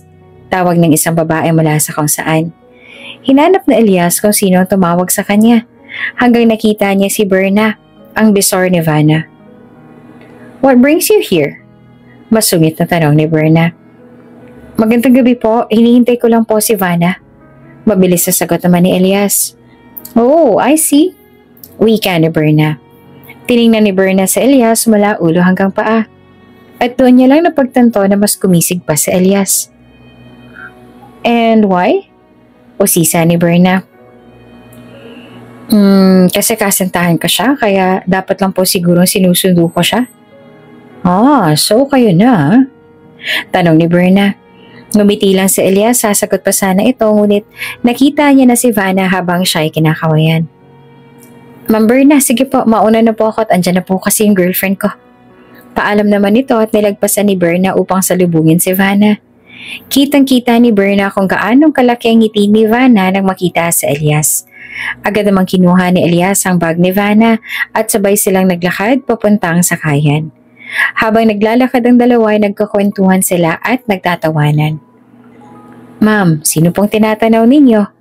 Tanong ni Nika nang makita ang kanyang Ma'am Berna na may sinusundan ng tingin. Si Vanna lang naman at si Elias. Sila na pala. Ano ma'am? Parang lahat na lang ng lalaki nilandi ng babaeng yan ah. Nakakairita. Sumbong pa ni Nika. Tumingin si Berna kay Nika. Anong ibig mo sabihin? Ma'am, alam niyo po ba na pati si Sir Dave ay nilalandi niya? Lagi siyang nagpapapansin kay Sir. Inaaya niyang kumain sa labas.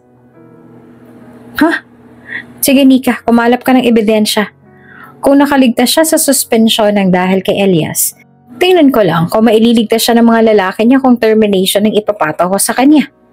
Banta ni Berna. Habang sinisiraan palalo ni Nika si Vanna sa kanyang bisor, hindi naman matatago ni Vanna ang lungkot na kanyang nararamdaman dahil sa naging araw niya sa mall. Panay ang tanong ni Vanna kay Elias kung saan ito galing, kung naging maganda ba ang kanyang lakad. Ultimo kinain nito ay tinanong ni Vanna. Pero tuwing magtatanong si Elias tungkol sa naging takbo ng araw ni Vanna, ay iniiba nito ang usapan. Pinalampas muna ito ni Elias pansamantala. At nang sila na lang sa bahay, ay saka nito tinanong si Vanna tungkol sa nangyari sa mall noong araw na yon. Wala, tulad ng dati, ganun lang, sagot ni Vanna. Nakatitig lang si Elias at tinihintay na magsabi si Vanna ng totoo. Okay sige, may nangyari nga kanina. At nagsimula na magkwento si Vanna.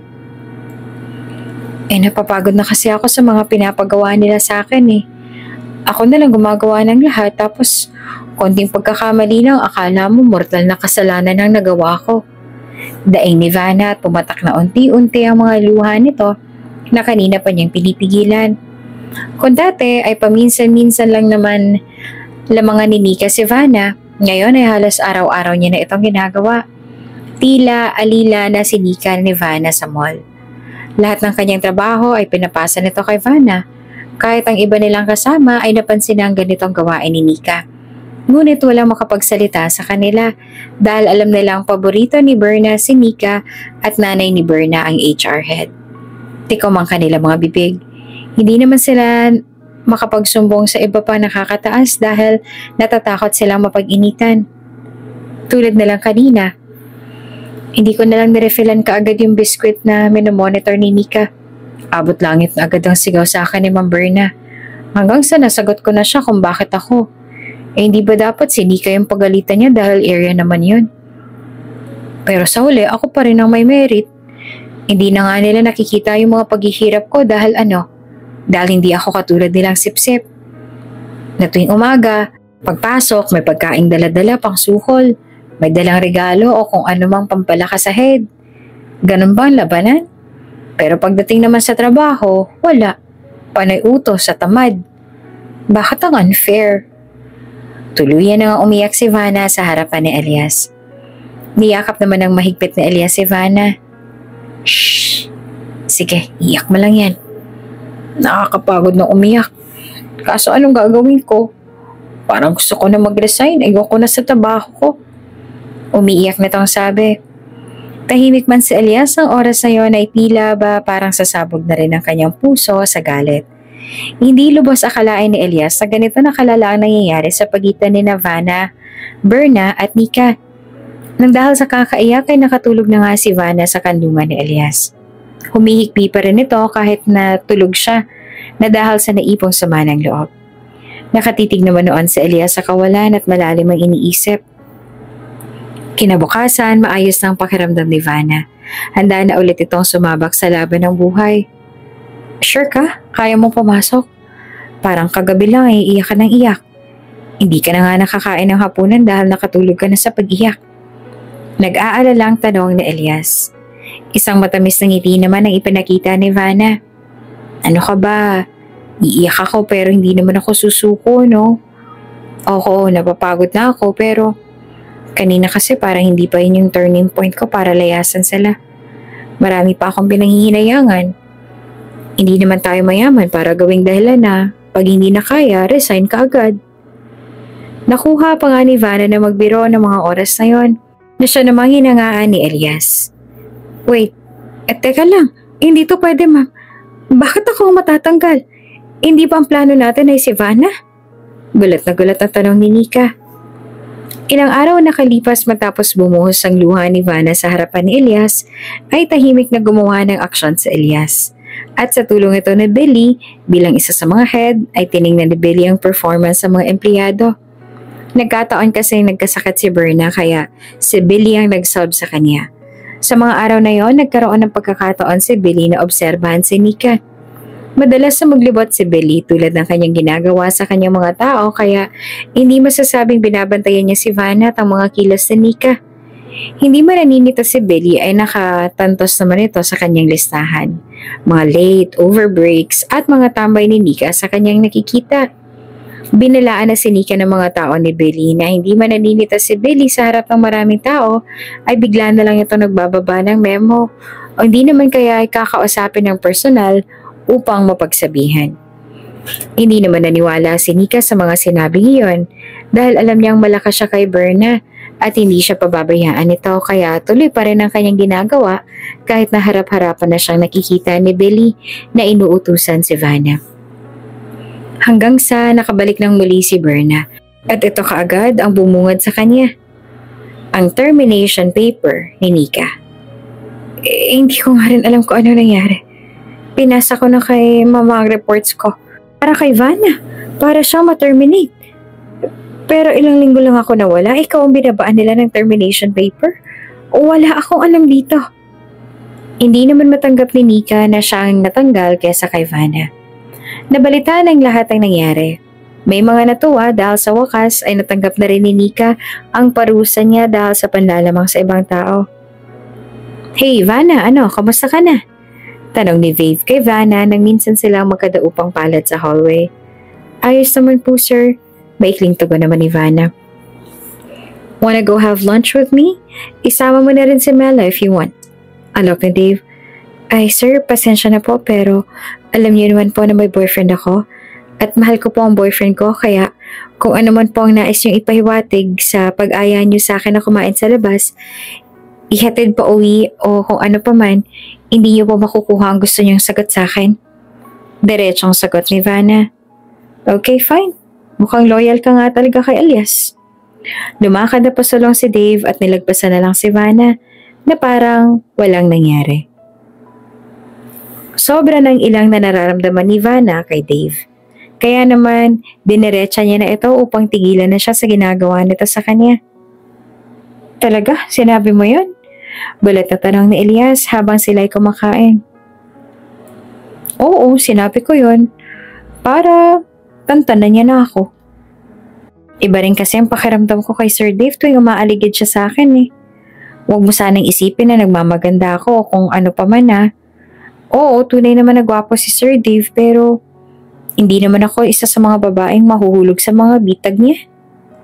Nakahinga naman ng maluwag si Elias dahil nakakasiguro ito na hindi na mabibiktima ni Dave si Vanna.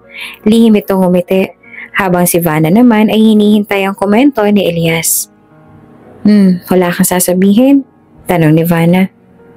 Wala? Ano naman ang sasabihin ko? Kitang-kita ni Elias sa biglang nalungkot si Vanna sa kanyang naging sagot. Magsasalita na sana ito ngunit biglang tumayo si Vanna at umalis. Doon na pagtanto ni Elias na mali ang kanyang sinagot sa tanong ni Vanna. Elias, maling-mali. Mali ang sagot mo. Yun na yun eh. Yun na yung pagkakataon mo na ipakita yung concern mo. Pinakawalan mo pa. Gigil na sabi ni Elias sa kanyang sarili. Dumiretso sa kwarto si Vanna, tila may kirot sa kanyang puso dahil sa reaksyon ni Elias. Sabay naiinis ito sa kanyang sarili dahil hindi naman siya dapat umarte ng ganito dahil wala namang namamagitan sa kanila ni Elias. At doon niya naisip na bakit kaya siya nagkakaganito? Bakit siya nasasaktan? Bakit ganito ang nararamdaman? At sa huli, isang katanungan ay naging suma ng lahat ng kanyang nararamdaman. Mahal ko na ba si Elias? Hindi pinatulog ng dalawa ng dahil sa naging usapan nila ng gabing yon. Ngunit ipinagpatuloy pa rin ni Elias ang pag-aasikaso niya kay Vanna. Patay mali siya naman si Vanna. Ipinakita nitong hindi siya apektado sa naging pag-uusap nila kahit na ang totoo ay magdamag niya itong pinag-isipan. Hay, hikab ni Vanna habang naglalakad sila ni Mela sa hallway ng mall. Ayos ka lang? Di ka ba nakatulog? Tanong ni Mela. Nasa locker sila ng mga oras na yun. Oo kasi si Elias nakakainis. Bakit? Ano nangyari? Usisa ni Mela. Mabilis na ikinuwento ni Vanna ang nangyari dahil baka makita sila ni Berna na nagkakwentuhan. Mainit pa rin ang mga mata ni Berna kay Vanna kaya doble ingat pa rin ng dalawa. Ayun lang. Yung gusto mong reaksyon niya hindi mo nakuha. Nasasaktan ka. Tanong ni Mela. Tumango naman si Vanna at nagpupuntong hininga. May gusto ka sa kanya kaya ka ganyan. Dagdag ni Mela. Sa tingin mo, meron na ba akong gusto kay Elias? Tanong ni Vanna. Aba, malay mo. Ikaw lang makakasagot niyan. Malapit na sila noon sa kanilang mga pwesto. Bigla namang sumulpot si Dave kung saan tulad ng palagi nitong ginagawa. Ngunit sa pagkakataong to, matapos batiin ni Vanna at Mela si Dave, ay nilagpasan na sila nito. Oh, himala. Walang naganap?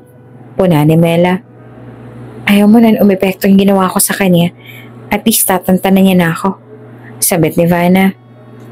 Pero nasaktan ka naman sa reaksyon ni Elias. Asar pa ni Mela. Bahala ka nga dyan. Inis na sabi pa ni Vanna at nagpunta na sa kanyang pwesto. Dumaan na maghapon hanggang sa sumapit na ang gabi. Anong oras na? Bakit wala pa rin si Vanna? Tanong ni Elias sa kanyang sarili. 10:00 na ng gabi ang out ni Vanna. 30 minuto lang biyahe mula sa mall pa uwi sa kanilang bahay. 11:30 na ng gabi. Ni text o chat ay walang natanggap si Elias galing sa dalaga. Ito ang unang beses na ginawa ito ni Vanna dahil kung maiipit ito sa traffic o hindi naman kaya ay malilate na uwi, ay nagsasabi naman ito kay Elias. Hindi mapalagay si Elias kaya naman binulabog nito si Billy at kinuha ang phone number ni Mela. Baka naman nakaligtaan lang ni Vanna na magsabi sa'yo. O hindi kaya nagtampo? Ayos kasi sir, yung sagot mo medyo kapanakit. Biro ni Billy. Billy, seryoso ako ngayon. Hindi ako nakikipagbiruan. Seryoso ang sabi ni Elias. Natahimik naman si Billy at mabilis na hinanap ang phone number ni Mela.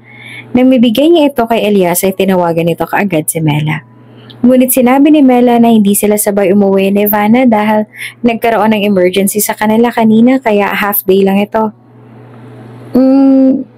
Hindi pa kasi siya nakakauwi. Nalulumong sabi ni Elias.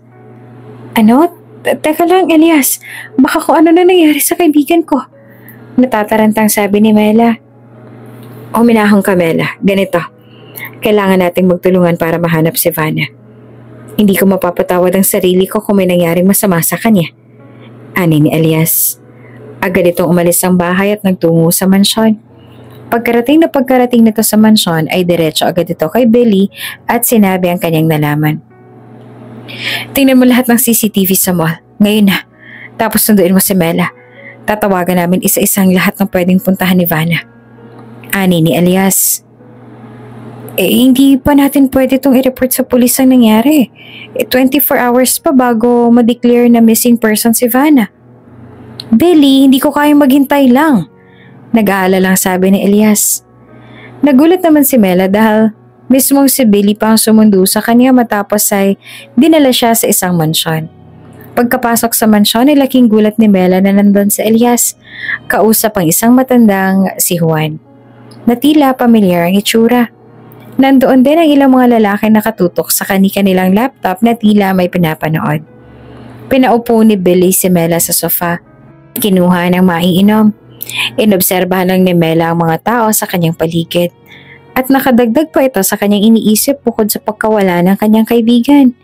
Lumapit naman kaagad si Elias kay Mela kasama ang matandang si Juan. Mela, pasensya ka na kung kailangan mong pumunta rito ng ganitong oras. Pero ikaw lang makakatulong sa amin para mahanap si Vanna. Ani ni Elias. Teka lang, naguguluhan ako. Elias, ano ba nangyayari? Bukod sa nawawala si Vanna, bakit nandito tayo sa lugar na to? Tanong ni Mela. Mela, ipapaliwanag ko sa inyo ni Vanna ang lahat. Pagkatapos nating mahanap si Vanna, okay? Kaya sana magtiwala ka muna. Pangako naman ni Elias. Sige, gagawin ko ang lahat para makatulong. At inilahat na ni Mela ang naging araw nila magkasama ni Vanna. Nagkaroon ng dalawang suspect, sina Berna at Nika. Bagamat wala na si Nika sa kumpanya ay alam ng lahat na malaki ang galit nito kay Vanna. Bukod doon na hindi rin naman lihim na pinag-iinitan ni Berna si Vanna, lalo na noong na-terminate si Nika. Kung ganun, ano pang hinihintay niyo? Puntahan niyo ng dalawang to. Asawa ng apo ko nawawala. Magsikilos na kayo. Madali. Utos ni Juan. Nasaan ako? Nangihinang usal naman ni Vanna. Nagising si Vanna at sa kanyang pagmulat ay nakita na lang niya ang kanyang sarili na nakahiga sa isang kama. Nakagapos ang mga kamay at paa sa magkabilang gilid ng kama. Nasaan ako? Tulong! Tulong! Sigaw ni Vanna. Habang sumisigaw ay may isang tinig siyang narinig at tumahalakak ito ng tawa. Sige lang, gusto ko yan. Gusto kong marinig ang boses mo habang sumisigaw. Humihingi ng tulong at ang mamakaawa. Dahil kahit anong sigaw mo, wala namang makakarinig sa'yo. Ani ng isang tao na nasa isang sulok. Sumikat na ang araw at nasa mansyon na rin sina Berna at Nika. Ano ba nangyayari? Bakit ba namin kailangan sumama sa lugar na to? Nagtatakang tanong ni Berna. Tahimik lang noon si Nika na siyang napansin naman ni Mela. Nawawala si Vanna. At kayo ang suspect naming lahat. Siwalat ni Billy. Ano? Bulalas ng dalawa. Mabuti pang umamin na kayo kung nasan si Vanna. Dahil pag ito umabot ang 24 hours, magre-report kami sa pulis at kayo ang sasabihin naming suspect. Nakita rin namin sa CCTV na noong araw na yon ay pinagalitan mo si Vanna at galit na galit ka sa kanya. Nakita ka rin namin Nika sa mall at nagpunta sa office mo, Berna. Matapos ay pinuntahan mo si Vanna at kinausap. Hindi ba tinulak-tulak mo pa noon si Vanna? Anong pinag-usapan niyo? At saan mo siya tinatago? Pagbulgar ni Elias. Nanlamig ang buong katawan ng dalawa. Sumagot na kayo. Madadaan naman natin to sa maayos na usapan. Kesa lumala pa ang lahat. Dagdag ni Billy. Ha? Ako? Ako pa talagang pagbibintangan niyo of all the people? Mas kakampihan niyo ang Elias na yan kesa sa akin na kasamahan mo? Sir Billy, napaka-espesyal naman ata ng Vanna na yan para pagkaabalahan ng lahat. Ani ni Berna. Naggit-git sa galit si Juan sa mga narinig kay Berna. Hindi ba't anak ka ni Brenda? Sabat ni Juan. Oo, bakit? At sino ka namang matanda ka? Sabay tingin mula ulo hanggang paa ni Berna kay Juan. Para namang kaya niyo akong ipatanggal. Nanay ko ang head ng HR, no? At saka close sila ng may-ari ng mall. Kaya kayo, wala kayong magagawa sa akin. At sinasabi ko naman ang totoo, wala akong ginawa sa babaeng yon. Hala, sige, Billy. Alam mo nang gagawin sa mag-inang yan. Mas gugustuhin ko pang maghanap ng bagong mga tao kaysa tumagal pang dalawang yan sa kumpanyang ko. Masyado nang malaki ang ulo ng anak niya. Hindi nga kita kilala tapos ipapangalandakan mo pa na malapit ang nanay mo sa akin. Mas kilala ko pang ang utility sa mall kaysa kay Brenda. Ani ni Juan. Sa'yo? Kumpanya mo? Gulat na sabi ni Berna. Ngunit wala nang pumansin sa kanya. Tuloy pa rin sa panonood ang mga tao sa CCTV. Malapit na rin silang umabot sa oras ng uwian. Nika, ikaw wala ka bang sasabihin? Please naman huwag naman ganito Nika. Kung may alam ka o hindi kaya tinatago mo si Vanna, nagmamakaawa ko, ilabas mo na siya.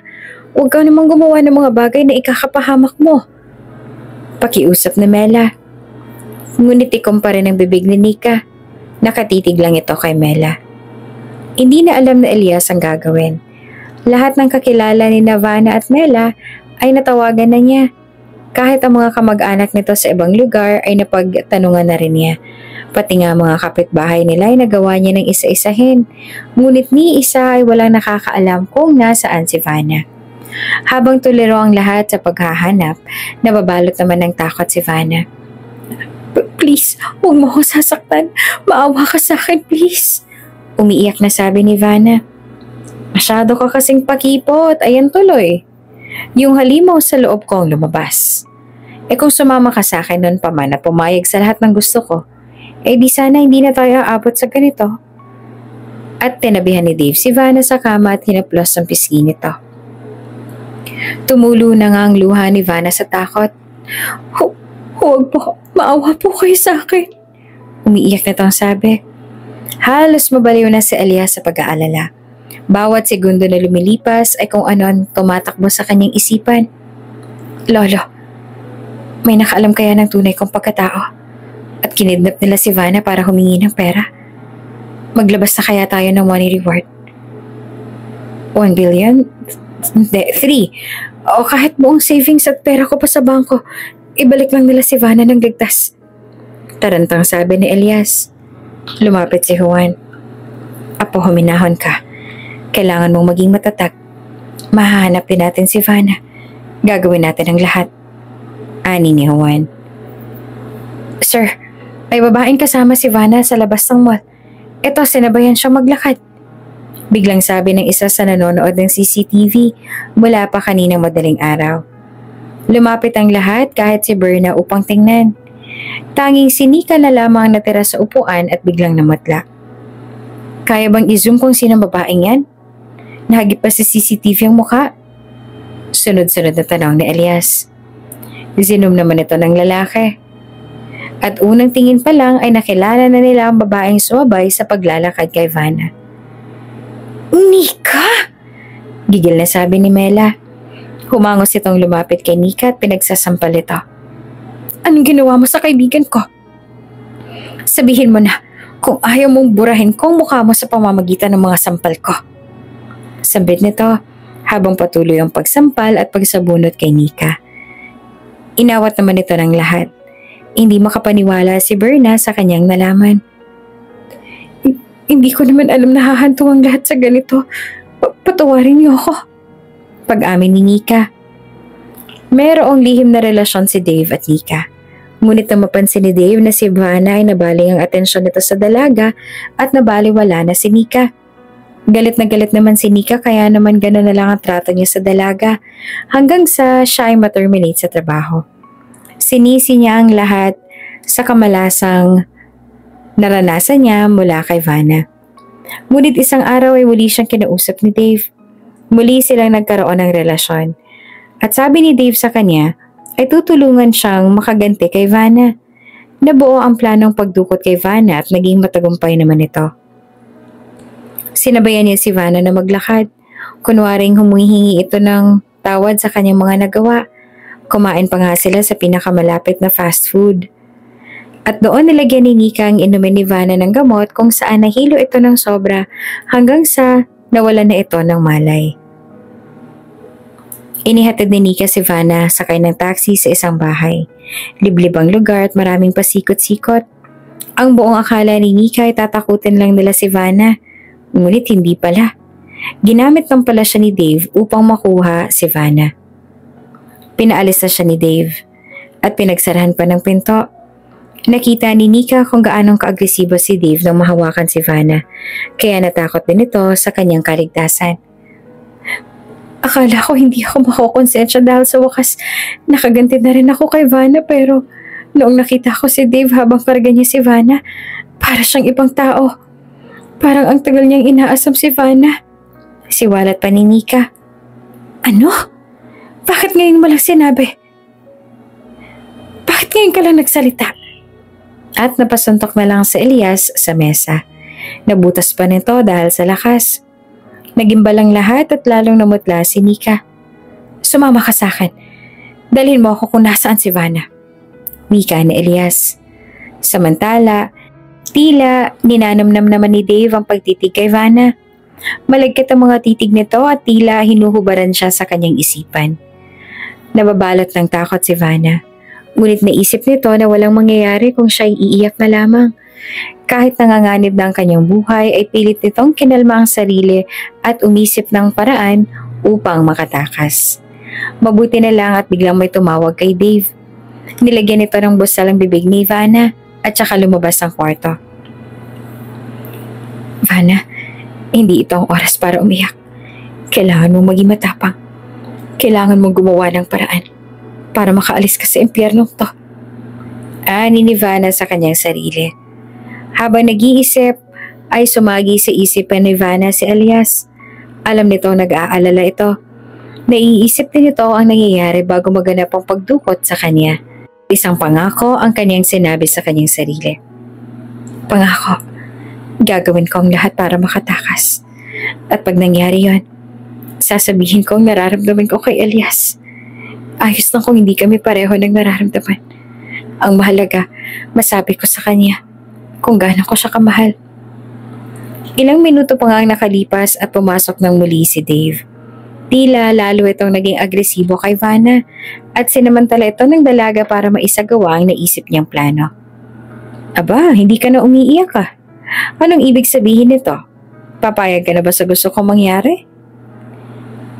Bulong nito sa tenga ni Vanna habang kung saan-saan dumadapo ang kamay nito. Tumango na lang si Vanna at lalong naging agresibo si Dave. Pero hindi kita mapapaligaya kung nakagapos ako. Papangakit na sabi ni Vanna. Lalong nag-init ang katawan ni Dave at agad na kinalagang gapos ang dalaga mula sa kamay nito at paa. Ngunit mahigpit ang hawak ni Dave sa braso ni Vanna kaya naman hindi pa rin ito makagalaw ng maayos. Nilamon na ng kamunduhan si Dave hanggang sa nagubad na ito sa harapan ni Vanna. Doon ay pinakita naman ni Vanna ang kanyang pagiging agresibo at hinawak-hawakan nito. Ang buong akala ni Dave ay papaligayahin talaga siya nito. Ngunit, iba pala ang plano ni Vanna. Aray! Sigaw ni Dave matapos ibuhos ni Vanna ang lahat ng kanyang lakas sa pagpiga ng pagkalalaki ni Dave. Bumagsak ang katawan ni Dave sa ibabaw ni Vanna at habang hawak nito ang kanyang pagkalalaki, itinulak ni Vanna si Dave at nahulog ito sa kama. Agad na tumayo naman si Vanna at tumakbo palabas ng kwarto. Hindi ka makakatakas, sigaw ni Dave. Halos wala na rin suot noon si Vanna. Panay naman nagtulo ng kanyang mga luha na matapang nitong itinuon ang kanyang sarili sa pagtakas. Ngunit nakakandado ang pinto kaya naman kumuha si Vanna ng silya at binasag ang bintana. Hindi na ininda ni Vanna ang mga bubog at sumumpa ito sa bintana. Ngunit may biglang humila sa kanyang buhok. Sabi ko naman sa'yo, diba hindi ka makakatakas? Sa'kin ka lang. Sigaw ni Dave at hinila si Vanna. Isinandal niya ito sa may pader at hinawakan ng mahigpit ang dalawa nitong balikat upang hindi na makawala. Hindi mo ako makukuha, Dave. Hindi. Anito habang nagpupumiglas. Yan. Yan ang gusto ko. Palaban.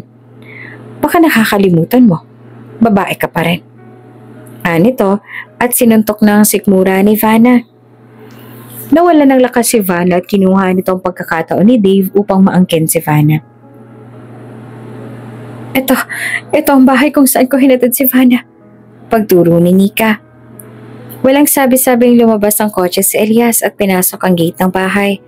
Halos magiba na ang gate dahil sa pagkakasipa ni Elias. Lalo naman itong kinabahan na may nakitang silya na tumilapon sa may bintana. Tumakbo ito kaagad at nakita ang kahalayang ginagawa ni Dave kay Vanna. Walang hiya ka, Dave! Sigaw ni Elias. Tinalo ni Elias ang bintana at hinawakan ang braso nito upang ilayo kay Vanna. Sinapak niya ito sa mukha at dahil sa lakas ay tumilapon ito sa may mesa. Elias!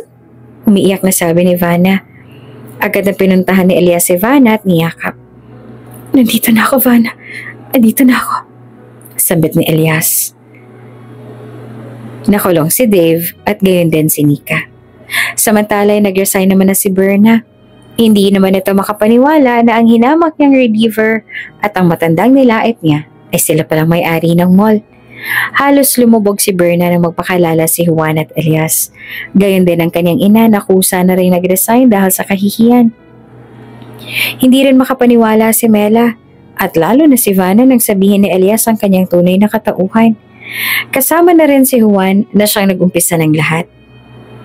Nananaginip ba ako? Joke time ba to? Prank? Sabihin niyo nga sa akin kasi hindi to magandang biro. Ani ni Vanna. Nasa mansyon sila noon. Doon na muna maninirahan si Vanna upang mas mabantayan siya ni Elias. Vanna, Tatanggapin ko kung magagalit ka sa akin dahil sa pagsisinungaling ko. Pero Vanna, lahat ng pinakita ko sa'yo totoo. Sa katunayan, nung una, natakot akong umamin na mahal kita dahil natatakot ako na baka hindi tayo pareho ng nararamdaman. Pero nung wala ka, sabi ko sa sarili ko, maligtas ka lang, aamin ako kaagad. Wala na akong sasayangin na oras. Handa akong isugal ang lahat para sa'yo, Vanna. Ani ni Elias. Vanna, iha, huwag mong sisihin si Elias. Akong may pakana ng lahat. Kung hindi dahil sa akin, hindi magsisinungaling si Elias. Kaya sa akin ka magalit, huwag sa aking apo. Sabi naman ni Juan. Tinitigan sandali ni Vanna ang maglolo. Ako rin ho, may pinangako ko nung nasa kamay ako ni Dave. Sabi naman ni Vanna. Sabi ko sa sarili ko, gagawin ko ang lahat para makatakas. At sasabihin ko rin sa'yo, Elias, kung gaano kitang kamahal. Pag-amin naman ng dalaga. Walang mapaglagyan ng tuwa na maglolo ng araw na yon. O siya, tatawagan ko nang dapat kong tawagan. Masayang sabi ni Juan. Para naman saan, Lo? Para sa kasal ninyong dalawa. Aba, hindi na ako bumabata. Mahalaga ang bawat segundo. Alam niyo yan. Kaya naman, ipapahanda ko ng lahat. Kaya Vanna, apo, bilisan mo ng pagaling para maikasal na kayong dalawa, ha? Ngiti-ngiting sabi nito. Hudyat na lang na matanda ang hinihintay ng lahat.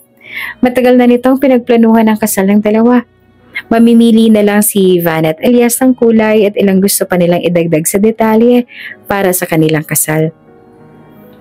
Paglipas ng mga buwan ay nanalo sa kaso si Vanna at nakulong si Dave sa mahabang panahon. Gayun din naman si Nika na mas mababaw ang kaso. Nasa lang dalawa pagkagaling ni Vanna. Elias, hindi ako makapaniwala. Totoo ba ang lahat ng to? Dati-rati lang nagpapanggap lang tayo na mag-asawa. Pero ngayon, tunay na ang lahat. Ani ni Vanna. Maniwala ka man o sa hindi. Para rin ako nananaginip. Hindi makapaniwala sa nangyari sa atin. Mula nang paano tayo nagkakilala, hanggang sa ngayon, naasawa na kita. Tora ni Elias. Vanna, mahal na mahal kita.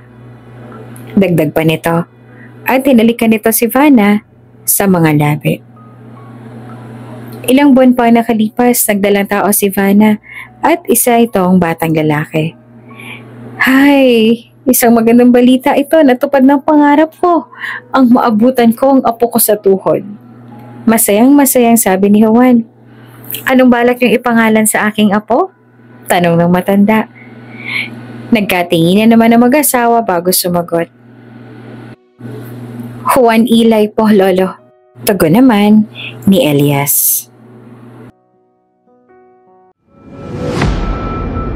Kung bago ka pa lang sa channel na ito, Ate Jane TV, huwag kalimutang pindutin ang notification bell and subscribe button. Sana po hindi naman malaking abala sa inyo ang pagpindot ng subscribe button dahil ang kapalit po nito ay ang pagsuporta para makapag-produce ng mga libreng stories sa mga channels ni Ate Jane. Maraming salamat!